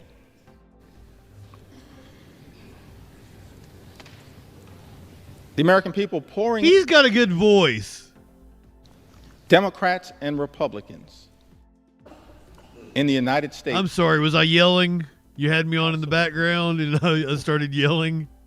I'm sorry, Holiday.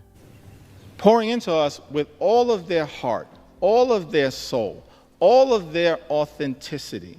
That's another reason I don't like it when I pop up pleading that while I'm asleep. This Congress would find it in I yell a lot. Our hearts to stand up for them and not stand up for billionaires, which is what this one big ugly bill. Who is this? She looks cute. Is that Sarah McBride? Sarah. I guess Hakeem writes to us from. Hakeem totally confirmed it. Michigan's. I don't know that it is though, but I can't really tell. 4th Congressional District. My daughter has a heart condition. And the fact that she's on Medicaid is the only way that we can pay for her doctor visits and medications. I'm a widow.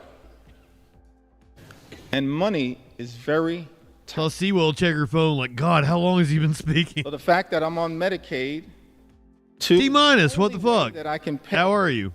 For my own visits. Yeah, it's still going, and unfortunately, the loss of Medicaid. I don't think I'm gonna be able to make it to the end because I think this motherfucker is gonna go for like another 8 hours. Mr. Speaker, Sarah lives in Michigan's 4th Congressional. He's coming up on 2 hours right now. By our colleague. Like he's like 10 minutes shy of 2 hours. Bill Huizenga. The loss of Medicaid for us. I can't do it, sports cards. This dude's still going to be going when I come back on for the Troll Patrol tonight. That's the consequence. I'm going to cross the 11-hour threshold. Abomination. This reckless Republican budget. I've got 15 more minutes until I've been on stream for 11 hours. Mr. Speaker, that Republicans... Probably my longest stream that wasn't 420 or an election night. During the dead of night. It's extraordinary. No legislation that we consider in the House of Representatives should be devastating for everyday. I have not looked into any delivery services. Objective? And I don't know that I would be. I definitely couldn't get it delivered with the money I have right now. I might be able to scrape enough together to walk and get like a quarter or an eighth. To this one big ugly bill.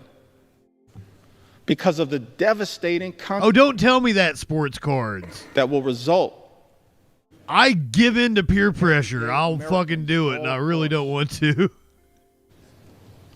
This great country. Lucy writes to us. You don't have any storefronts? Wow. There is a delivery service here, but I've never tried it. As well. It seems a little sketch. My mother is a developmentally disabled. I can't do it, Warlord. I can't. I was going to try. Who lives in a group home.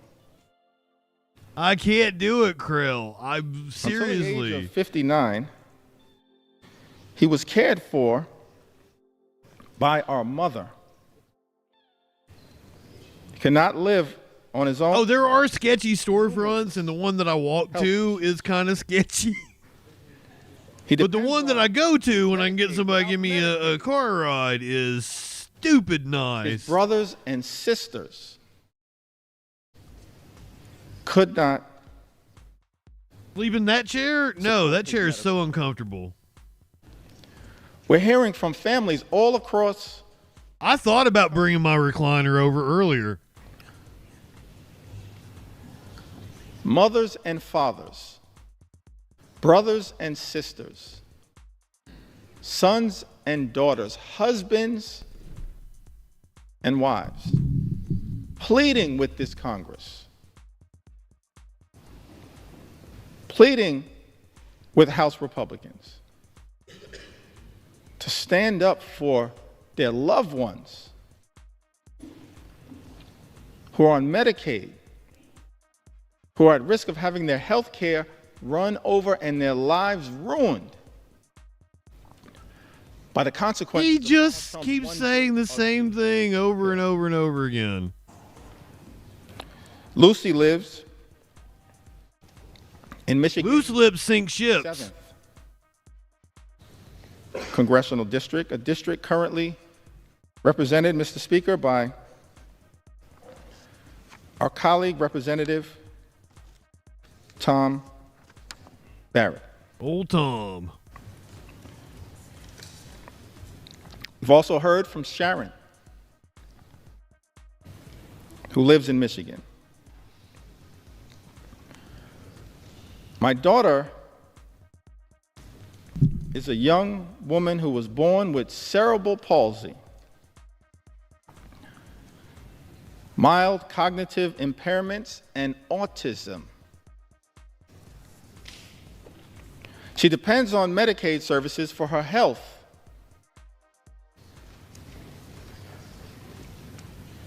Safety and well-being. She's unable to work or take care of herself. She's unable to work or care for herself without help. Without Medicaid, she is totally at risk. Cutting Medicaid to give tax cuts to wealthy billionaires is not only cruel and unethical, Sharon writes, but it puts vulnerable people, including children, at risk of severe mental and physical health problems. Do the right thing and rescind the drastic cuts to Medicaid for vulnerable people with serious physical disabilities and people with serious and persistent mental health problems. Mr. Speaker, Sharon lives in the 10th Congressional District, represented by our colleague, Congressman John James. I don't know how the congressman from the great state of Michigan will vote at the end of the day as it relates to defending people like Sharon. But as Sharon writes, I know what I can say. She says, do the right thing and rescind the drastic cuts to Medicaid for vulnerable people with serious physical disabilities. Oh, he's reading letters that were sent to his office. Mental health problems. Sharon, House Democrats. That's at the point that we're at. And look how much longer he has to go. And your well-being, your Medicaid, and the love and care that you are working hard to provide to your daughter. We will always do the right thing. We're not perfect, no one is. But we will always strive to do the right thing on your behalf.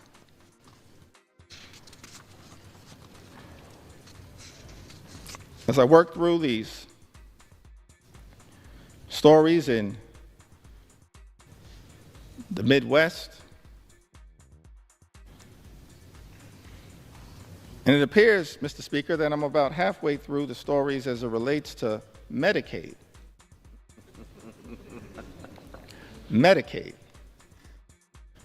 Medicaid. It appears that I'm halfway through the stories as it relates to Medicaid, but the extraordinary thing about this bill is that it represents such an unprecedented assault on the American people that there are stories that need to be told as it relates to the attack on nutritional assistance for the American people. And I will tell those stories. Stories that need to be told as it relates to the attack that has taken place on farmers in this country. And I will tell those stories. Stories that need to be told as it relates to the attack on small businesses in this country. And I will tell those stories. Stories that Warlord, he has been speaking for exactly 2 hours now. Unprecedented assault on veterans in this country. How dare this administration attack veterans who have served this country?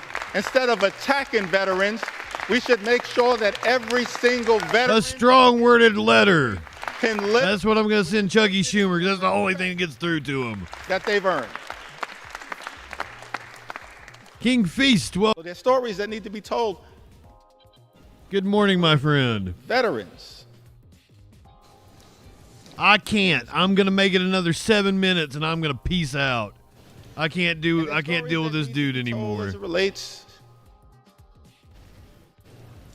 to law-abiding immigrant families. We have to secure our border. We believe that our border is secure. We have a broken immigration system. It should be fixed in a comprehensive and bipartisan way. But we must also stand up for dreamers and farm workers and law-abiding immigrant families in this country. We will not abandon our nation. Please tell me this picture I just saw is real. Immigrants. Warlord, you probably know. Is this a real picture? It's part of what American exceptionalism has been all about. Is that a real? Did that actually happen?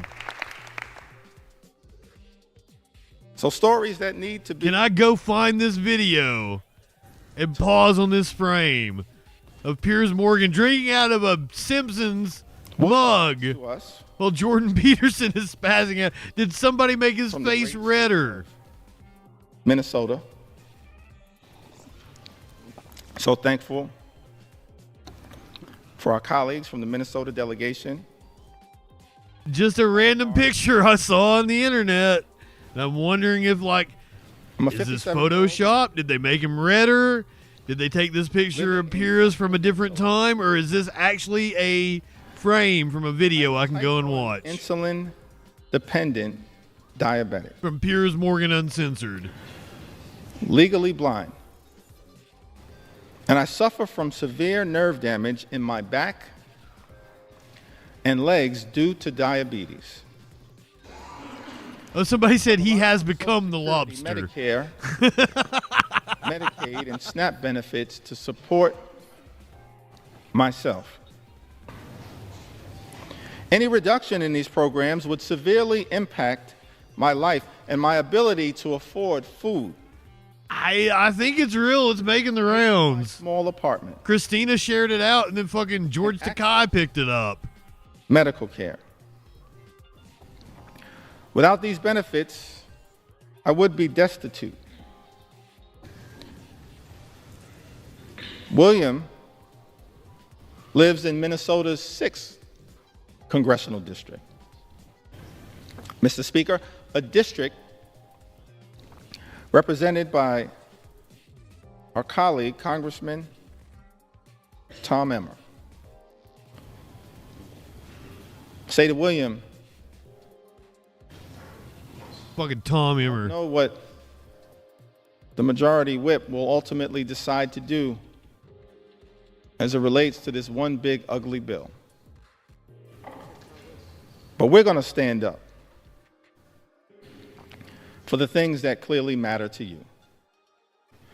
We're going to stand up for Social Security, stand up for your Medicare, stand up for Medicaid. I was wanting to make a video of that TPUSA woman and put it on the shorts and TikToks and shit.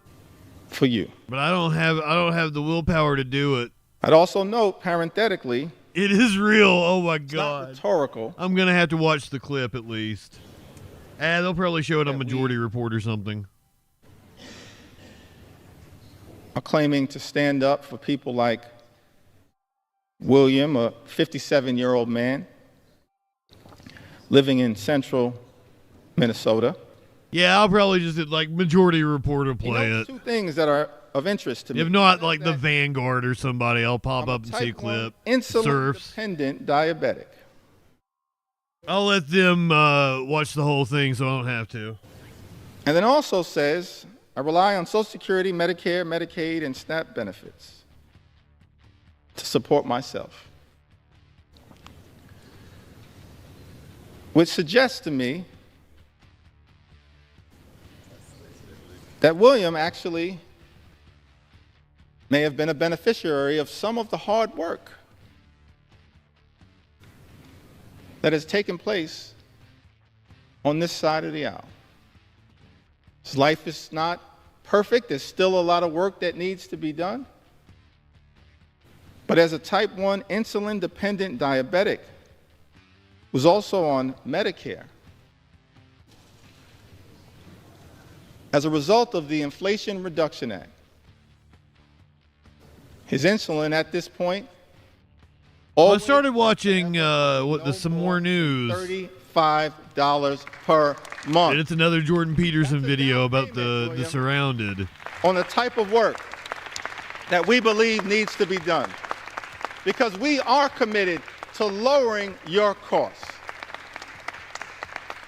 Despite all the talk that comes from my colleagues on the other side of the aisle, Mr. Speaker, on day one, promising